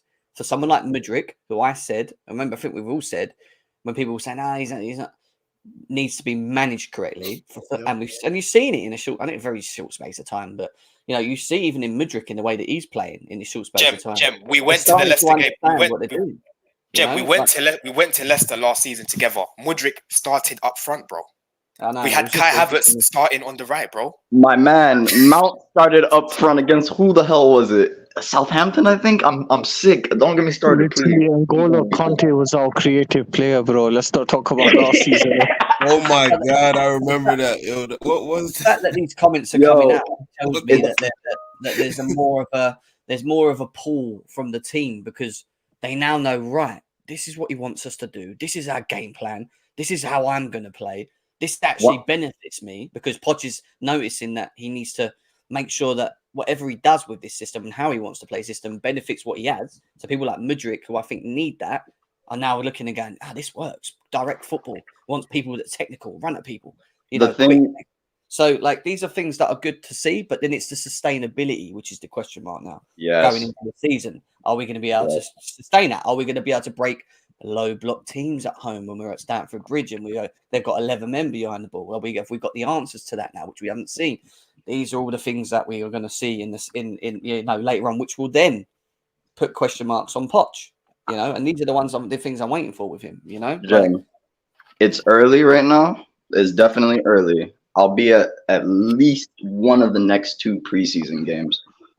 But what I would say is this: for once in a few years, because I was the last time I was out there, I got to see Tuchel, legend, Don, and then thank God I never got to see a game with Potter in charge. But I can see the team starting to play for each other, and it's early. It's very early signs.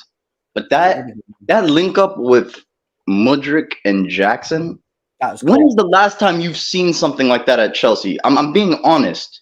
In our attack, when? No, I haven't. Not long. With the Chuckle Brothers, Havertz and Mount starting up front. Don't get me started, bro. Don't get me started. Bro, and then Jackson as well. Even the other day, I don't know if you guys saw his post on Instagram. When he scored, he put literally he put 7 pictures up on one post, yeah. And one of them was a meme of someone dancing and some African music. Do you know what I'm saying? That's the type of things I want to see, bro. These are the type of things that I want to see, man. A little bit of character after the game. He said it me and Mudrick. I can feel it. Do you know what I mean? I can just feel that natural connection. That's what he said. It's natural. It's coming natural. Do you get it? And with Mudrick, we can tell that this guy is very quick.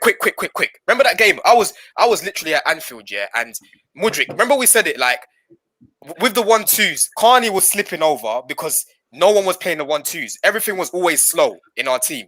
Now Mudrick is playing with someone who is on the same wavelength as him. Do you get it?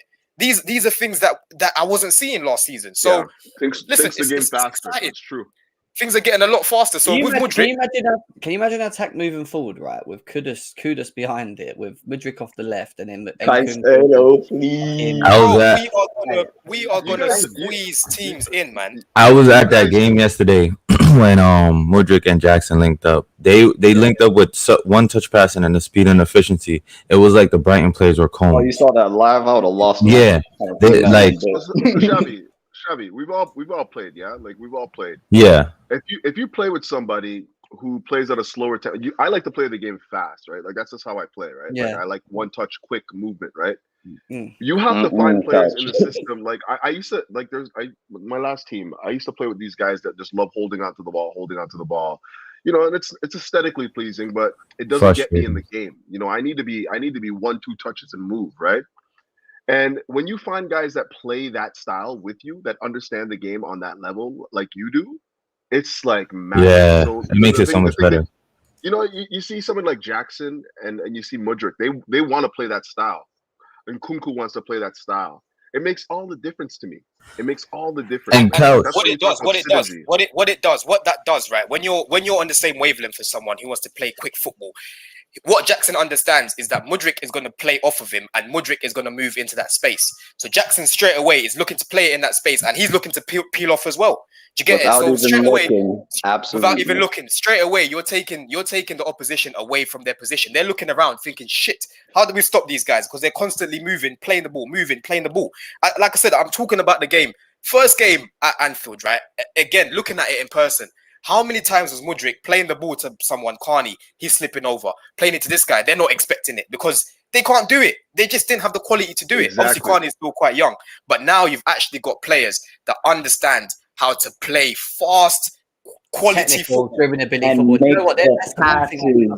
And Jem, and just to go, like breaking teams down in the past, I've always said to people, you know what we need in the attack is not just creators like an Enzo, which we've got now, which we did need, but also players with like Couch said, the technical ability to pick the ball up, turn, beat a man, and then create space. Because the one thing that all defenses hate is players that run at you constantly. Yeah, put you on the back foot. Mate, it's not fun. It's not fun when you've got Kudus doing it, and then you've got Madueke doing it, and then you've got Mudryk on the other side doing it. It's a problem. And then one thing to go back to Couch's point, where I always like playing fast and quick with 1-2s. The midfielders or whoever's defending you can't think as fast. You're holding on to the ball, they could kind of set up, get ready, and anticipate. When you're moving at a fast speed, it makes them have to react to what you're doing at a high level. You know what I mean? And one thing I like about Jackson is he's not just a running behind striker. His link-up play is very good, which I was surprised. I was like, whoa, this guy can link up play. Obviously, it's not the finished product, but he can do it, like, you know what I mean? At a good level. Yeah, and also no doubt. Brings some bit news here. Obviously, a couple minutes ago, there was a comment saying that Chelsea are close to sign Mohamed Kudus now. It was personal agreements first, and now we're being told it's close, but I don't know how. Let's wait till it's over the line. So that's great news if that's true. That's great news. When you talk about the 1-2s and the quick movement, look who does it really well. Arsenal. Do you know what I mean? I'm not trying to mirror Arsenal, but if you look at their attack, it's 1-2 movement, quick. Do you know what I'm saying? So listen, you're gonna score a lot of goals like that, because the opposition can't move as quickly as the attackers when they're doing that. It's borderline impossible. Do you know what I'm saying? Teams have ways to snuff it up because it's more about zonal marking when you're playing with teams that are 1-2 touches all the time, and you know you're less man marking, right? Because like if you're man marking, you're basically on the back heel, you're basically reacting to the movements of the attacker. Whereas you know if you play like a zonal marking, you're just taking players that come into your area, you know, and that's a little bit more easy, especially low block teams too. You know what I'm talking about. Like I've got to say, a little easier. You're spitting, Coach. You're literally spitting. Very interesting for you guys. And again, it might be the way that this new Chelsea, I say Chelsea, but the new ownership and project and ideas of what we're trying to do is moving forward. But there's a little tweet from Vince that says the top 18 best dribblers for under 23 attacking players, right? Look at the top 18 and the names that are in there. Angelo, who we got. Mohamed Kudus, who we got. Elise, who we're looking to get. Like, have you noticed that there's a pattern of under 23s that have the driven abilities that, you know... Yeah, like, technical ability, man. Yeah, exactly. And that's mad. That's the last... And Jem, that is a dangerous combination because when we're talking about the 1-2s, sometimes, as Couch said, like, it's easy if you're good set up defensively to counteract that sometimes. But when you have a player that could take 1 or 2 out the game, now that the other team is panicking because it breaks their structure. Yep. And that's what I like. And that's what we was arguing yesterday on stream. Like, okay, you guys are saying we're stockpiling, but we have these attackers can produce different things and different ways to break you down. Exactly. What does And it we mean? complained about this last year. We complained about players being unable to carry the ball. That was Mason Mount and Havertz's Bro, main problem. you know how long it is. For example, let's say you start Elise, and then he's not having the greatest game, or he's obviously tired or whatever, and then you're bringing on Madueke, the guy that had statistically had the most take-ons completed or something like that in the Prem when he joined.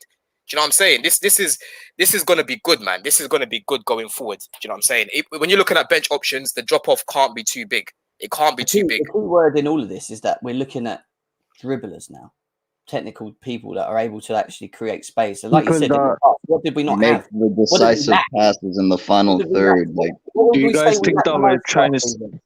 What would you say we lacked the most last season? People that could dribble, that had the technicality. clinicality, Now we're literally. trying to get it done. That's all I'm saying. It's good. It's good for us, you know.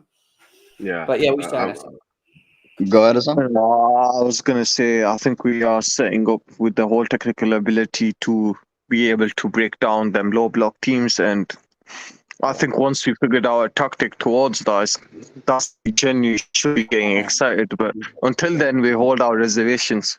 We have to see. Very well said. Kudus and Kunku, Mudryk, Jackson, let's cook, is what Ashraf's saying as well. Yeah, you know, This really is a new era for Chelsea when you Yeah. also look at it. The But, type of you know- players that are being scouted, and don't tell me the owners and shit. I mean, like literally the players that are on the No. pitch. Like It's the No, scouts. we've Scouts sucked are everyone and definitely everything. identify the style of Wait, football that we go want to ahead. play. That's good. But with that said, like I'm gonna be real. Like I think Olise is a guy that we have to bring into the squad just because he provides something different to what we have in the squad right now. And also, when you look at his set piece delivery, this guy puts the balls into areas where you can attack the ball every single time. Every time you see him putting across a set piece, it's always where your attackers can attack the ball. Wait, Couch, And not to interject. that cannot be taken for granted, especially when we struggle to create opportunities, like we have in the last little while. You know, I was just asking Olise over Kudus or both, or I just wanted I think to we see need both, to be honest. Like I think Olise provides you with a different option in attack than what we have right now, and I think Kudus is tactically flexible enough to give you what you need in multiple roles. Stopgap for some positions. Copy. Yeah. No, great points. Great points overall. I'm personally Kudus over Olise, but I do think we need them both. They're not the same type of player to me. Like I feel like Kudus is more direct goal scoring threat, where Olise is gonna give you that creativity and assist. You know what I mean? No, yeah, they're two different profiles, but sometimes the nature of the beast. You can only get one. You never know. Yeah, True. of course. But to me, let's be real. Like if City's in for Olise, and it comes down to us versus City, he's probably going to City. Like he has a direct, like Mahrez ain't there anymore. He could probably slot right into their starting lineup right now. No questions asked. He does, but the only thing that I'm looking at, I know people were saying like, oh, he's going to get a chance to play with KDB, all these players. But if you think about it, a lot of these, some of these City players are coming to the end of their cycle. So they're having to bring in new talent, and we're building something now, which potentially, I'm not getting carried away, but you never know how football works. It could be a completely, brand new thing. Obviously, Pep's not going to be here forever, so you have to look at it that way. We're not talking about KDB, a 25-year-old, 26-year-old KDB. A lot of those players that have won a lot are on their way out. You know what I'm saying? Chemistry. You got that French connection over here. Don't forget, they got Haaland too, though. They've got Haaland. They've got Haaland, and but like obviously they're slowly replacing that squad. Like they're slowly rebuilding that squad while still staying on top level, right?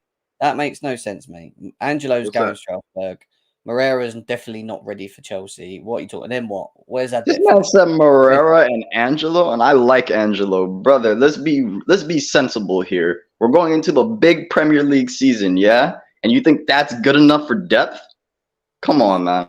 Nah, Moreira's not ready, man. Like I like the clips I saw of him, but he just didn't look like he's ready to step up yet. I don't think he played he barely has any professionals. It's all U21. Like even at that game in Wrexham, and that's why that Brighton game, Like I was kind of impressed. Like I could take it seriously because it was Brighton. Granted, they didn't have their overall full strength, but if you think about it, they lost McAllister and losing Caicedo and that's they had that Dahoud playing. Brighton are a good team in build up. Like I looked at how they were playing and how like they had the ball in their box. You know what I mean? And did not panic once, but just playing out the press. They're a decent side. You know what I mean? So the stuff that we were doing there was positive. It was way better than last year. And if you think, I think you guys said it. If you think about the preseason we had last year, the difference is massive right now. So and you could also one last thing. You can also see like these guys are forming kind of like a bond with each other, and I think that's an environment set by the manager. Yeah, I agree. 1,000%. Absolutely. You touch a perfect point, Jem. How many times did I say last season? If you don't have chemistry, it will not work on the pitch. I kept banging on about this because I could see the chemistry that Arsenal had. I'm not using Arsenal as a benchmark, but I'm using them as an example. You kind of are, though. You kind of are. Yeah. Hold on, guys. Hold on, guys. I know they bottled the league, but that doesn't mean that I can't big up the chemistry they had in their team because they had chemistry, a lot of chemistry. That's why they were playing the way they did. And I was looking at that in comparison to us. Do you know what I mean? On and off the pitch, you can see that they've got a lot of chemistry. We had zero chemistry last season. Do you get what I'm saying? Like I said before, on Ultimate Team, our chemistry is like 12 out of 33. But now it's looking like it's getting up there. Did you see what Kovacic said? We did have chemistry, though. We literally got rid of the entire old team. Exactly. The entire old team. Arsenal was the benchmark the whole lot that wanted out last year. Yeah, but Kelly, if you look at our team last season, right? These players look like every single week they looked like a team that just met an hour before and said, "Go on, boys, let's go have a little kickabout." John, I don't know how you and Jem went to the games. Like you were wasting your time last season. I've been on about chemistry for about 3 years. This is the one thing that I kept stressing about when people go, "Well, Havertz, Mount," and I said, "See it," and I was like, "Look, they're too chalk and cheese. It does not work. We're not going to be able to do that." Like, it was boring saying the same thing, but it was true, right? We just didn't have the right mix of players in the team. It just did not work one bit for me. But Jem, any updates on Caicedo? The last thing I read was Fabrizio Romano is we are still in talks with Brighton. Saw some journalists saying we are no longer pursuing for him. I've not seen that. DJ Sav, what I have seen is that we are still pursuing him. I think we need a little bit more from the Caicedo camp to try and get it across the line. So maybe a bit of pressure from them. But Brighton, I think in all of this are the ones that are the problem. They wanted Colwill, still insisting on that. Disrespectful after everything. And they want 100 mil apparently is what we're being told, which again, I don't blame us not wanting to just drop it on it. But at the same time, we're in a position and they know it. And this is the problem. They've got us by our ball bags because they know we need a player. We need that type of player in that position. So he's not wrong. Kind of force our hand to then go, oh, whatever, we'll do it. Yeah, no problem. They can hold it anyway. Do you know what? Yeah, they can hold it because last season I wanted them to beat Man United in that final. Do you get it? I said Brighton. You know what? Even when they came to the bridge, I bigged them up. I showed them respect. Caicedo bossed us at the bridge. I said, yeah, Brighton. Listen, I like what they're doing, right? But De Zerbi the other day coming out basically, talking shit about us, saying, "Oh, these guys at least we're playing Europa League, unlike Chelsea." Talking about the competition we've won both times we've been in it. Do you know what I mean? Talking about Levi Colwill. I hope Levi and Caicedo can be in the starting 11 next season. Are you crazy? Are you crazy, bro? Why are you talking? Why are you talking about our player? He's under and they're not contract. going to be as good this year. They're not going to be as good as they were. Bro, this guy's talking about Levi Colwill in potential lineups. He's back at his parent club. It's disrespectful, bro. So Brighton, listen, when we get this player, when we get Caicedo, right? I pray Brighton get relegated, like Ty said. I hope they get relegated. Facts. Trust me, man. These guys have gone a little bit too. Like I remember, was it Hassan? I was like, these guys are just. This is a tin pan club, man. I don't care how much money they made the last couple of years. It's a tin pan club. They are rubbing it in. These guys talking like they're marching with the big boys now because they made a couple transfers. Like I don't want to hear this anymore. That's why I'm kind of pissed off that we've been negotiating with this small time team for so long. Damn, there was an image today of Caicedo in training. It was the Brighton fucking page on Twitter, and they were when Caicedo smiles, we smile, like probably trying to rub it in every day that he's there and like trying to. He was the same. Yeah, that's Yeah, what yeah. they know what they're doing. They're trying to The day antagonize. before the game, they posted some shit too, or the day of the Bro, game. they literally said the Cucurella transfer was a done. They're so shameless, man. He's not even. Should have seen these guys at the game talking shit. Oh my god! I'm like, oh, they said next year we're gonna watch when we finish 12th. Do they not understand? They lost Trossard. They're gonna lose Caicedo. Maybe gonna lose Caicedo. They're gonna lose. They lost McAllister. These are not like, all right, guys, you just slide in and replace like that. You know what I mean? So it's like the way I feel about them is the way you know when Frank Lampard spoke to Jurgen Klopp and said you're giving it the big end, like one little Premier League like trophy, you lot are giving it the big end. That's literally Brighton right now. But you know what, one little European finish, they're giving it the big end. The longer that they delay this whole Caicedo thing, and they know he wants to leave, he's made it clear he wants to leave. He wants Chelsea. We know all this. This is it, right? The longer that they keep delaying it, the longer it's going to take for them to replace him themselves. So why are they wasting time? Like, he wants to go, get to a deal, get it done, and go and sort out. It was Arsenal's fault. Like, what are you doing? Like, the thing is though, Jem, the thing is though, with Brighton, they're obviously we know about the scouting network. For all we know, they could already have a replacement sort of lined up already quickly. Do you know what I'm saying? Yeah. Obviously, I know it's still up in the air right now, but you are right. I don't think they're going to drag it all the way to the end of the transfer window. I think we'll get done, but they're just trying to frustrate us as much as they can. Do you know what I mean? They're pissed off about Colwell, so they're going to carry on. Yeah, be pissed off. It was our player. At the end of the day, why are you getting pissed off about a player that's not yours? Do you know what I mean? We told you we'll keep it. Like, if we give Brighton 90 million, how much have we given them in the last 12 months? I don't want to count. We took the recruiting department. There was the payment for Potter, for 50, Cucurella. We gave him 100 plus mil. We gave them 200 mil, in bro, serious business transactions between us and Brighton. Seriously, they playing crazy games with us after all of that. Even before you think this could be ended? It's disrespectful, man. Because my thing was the 100 mil thing. I understand. Let's be honest. From a business aspect, they saw Arsenal get right, and they were like, "All right, we can knock it up to 100 mil, right?" But the disrespectful thing to me is the comments by De Zerbi, is the comments by the owner. It's like, yo, we're trying to make a deal happen with you. We're not putting our business out there. We're doing this whole new approach where we talk to the club first before we put a bid in and all this. You guys waited for us to put 2 bids in just to reject us?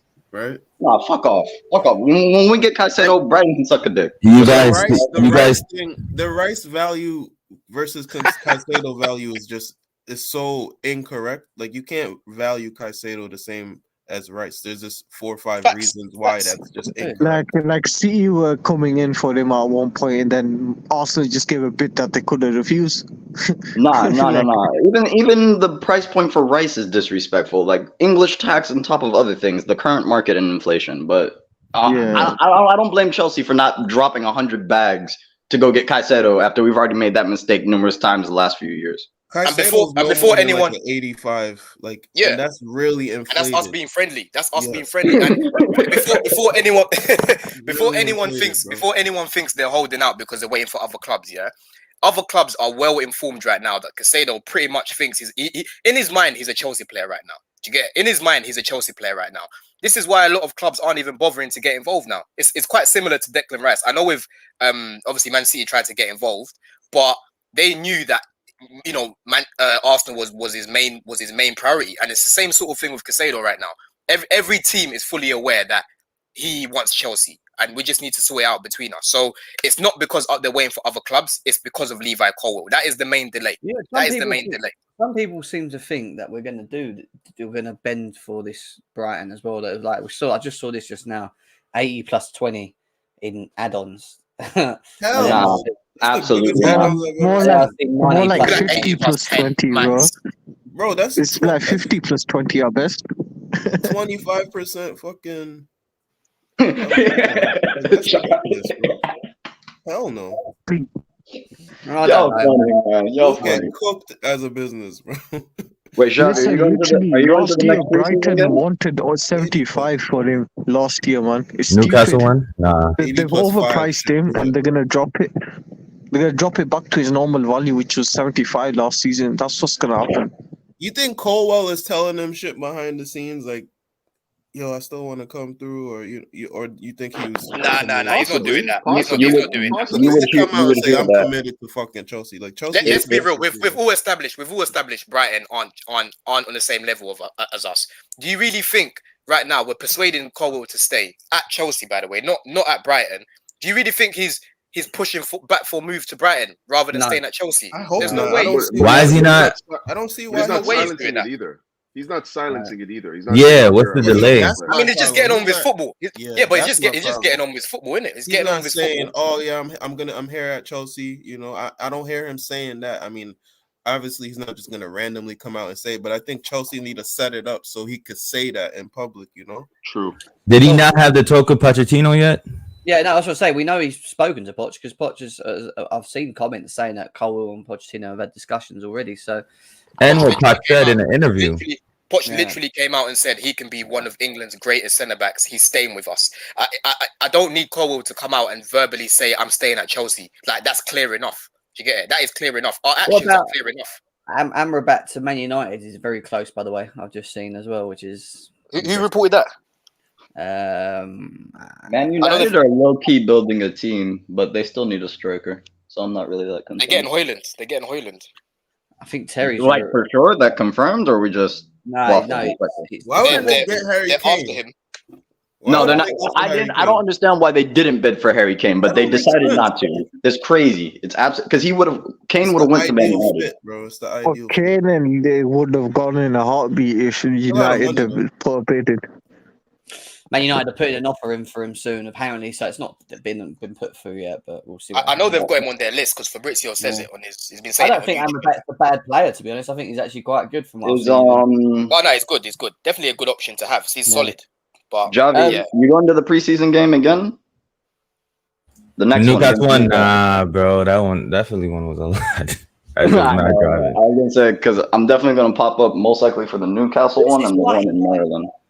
Who is this? Well, I've seen him, but it's like I've seen talks about this guy, but he's not coming in to start at Chelsea. He's obviously going to go out on loan, isn't he? I've seen. Wahi? Like Wallahi? Who is this? Yeah, genuinely. He looks no, like educated. He's definitely a kid. Him and Mbappe are the only. Him and Mbappe are the only two teenagers to score more than 20 goals in that league. I know that league's nonsense, but him and Mbappe are literally the only other two. Not like I think that what you see from the French league, you get quality from there. There's no doubt about it. There's quality players, technical quality, and with that said, this kid, like I've only seen the clips, he's got technical ability. Yeah, I'm watching him now. Yeah. He's got technical ability. I would not mind seeing this guy join the ranks of Chelsea. He's quick. He's direct. He reminds me a bit of like. He's just really quick and like low center of gravity, like Aguero style. If that makes sense. It was good with that throw, Fofana. Yeah. Wait, who's our deputy in midfield? You know, you have Thiago Silva at the back. You have Sterling on the wings. Who's our deputy in midfield? Enzo. Holy shit! Why? That's where I might go. Might just need a wee bit of experience. But Enzo's a baller, so that's fine. That's fine. But he might be.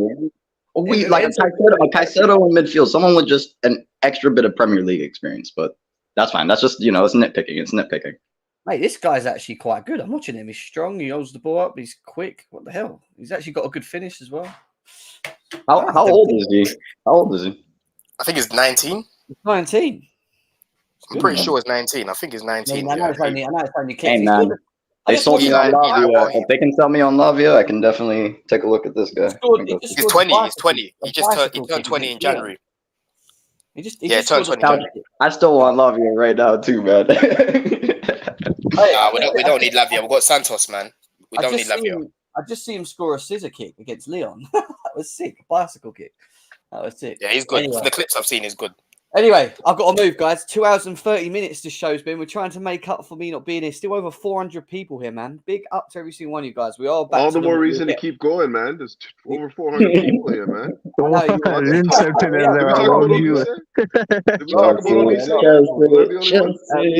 Chelsea. Because I'm back. They love us. They love the panel. They love you guys, man. You're smashing it. And we're not in the absolute mud right now.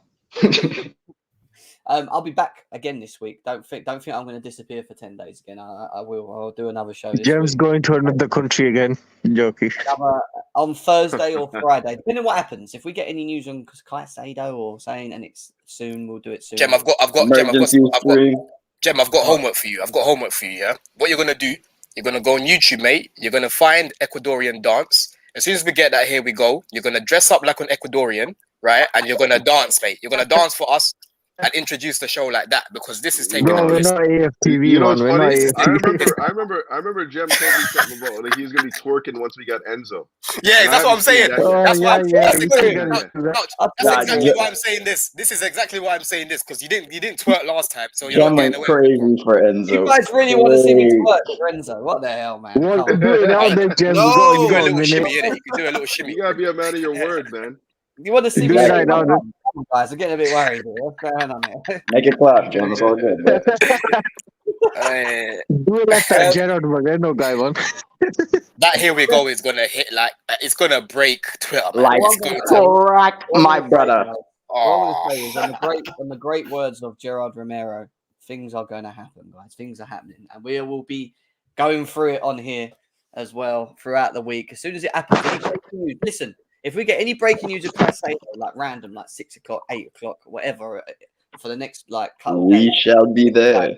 you will see me. We'll be there. I will We'll be be there. here.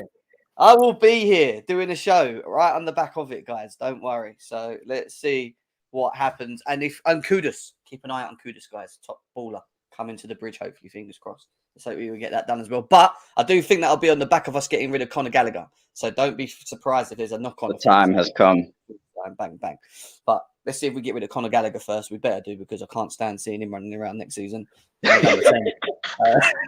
For we know, I've never seen a player run. Awful player. Awful. Cocaine Gallagher. You know it is. Couch knows how much I don't rate this guy, man. I wanted him out. Yeah, I wanted him out for ages. Yeah, but what done it for me completely, like where it was like there was no negotiations, was against Man United at Old Trafford. That guy. Okay, can I just say this? I'm just gonna say this. If he stays or goes is neither here nor there for me, because I think that he has qualities that we can use in the squad. But what's clinched it for me right now is the fact that we're looking at technical ballers, and this guy just doesn't have the technical ability to hang with this team right now. That's basically what it is. This guy can't even stay on his feet without slipping every Don't time. you have sense? You have sense there. Gallagher has the urge Wrap to it up. tackle. You're gonna maybe go on a rant again. You're gonna maybe go on a rant. I'm not saying every game that I've gone right and watched Conor Gallagher live, I guarantee within that game, once or twice, he runs so fast that he just falls over his own feet every time. He does. Past two games expose all the non-technical players. Just bet on here. Better. Do you know what made me laugh? Do you know what made me laugh, looking Jeff? shaky. I think it was the game against I'm pretty sure it was the game against Everton or Villa at the Bridge. And at halftime, we saw Conor Gallagher warming up. That was when Kante first came back. And you could see everyone looking like, what the hell is Gallagher doing warming up? Like, he's actually coming on. That's when we found out Gallagher was going to play a lot. We're going to talk about Gallagher for the next 2 minutes. let me finish off by saying this, because I am going to leave now. Just to leave you with this, I say horrible thought, but remember the difference from where we are now, hopefully, to where we was last year. Starting lineup: Kai Havertz up front, Conor Gallagher behind. That's it. That was our attack going into game.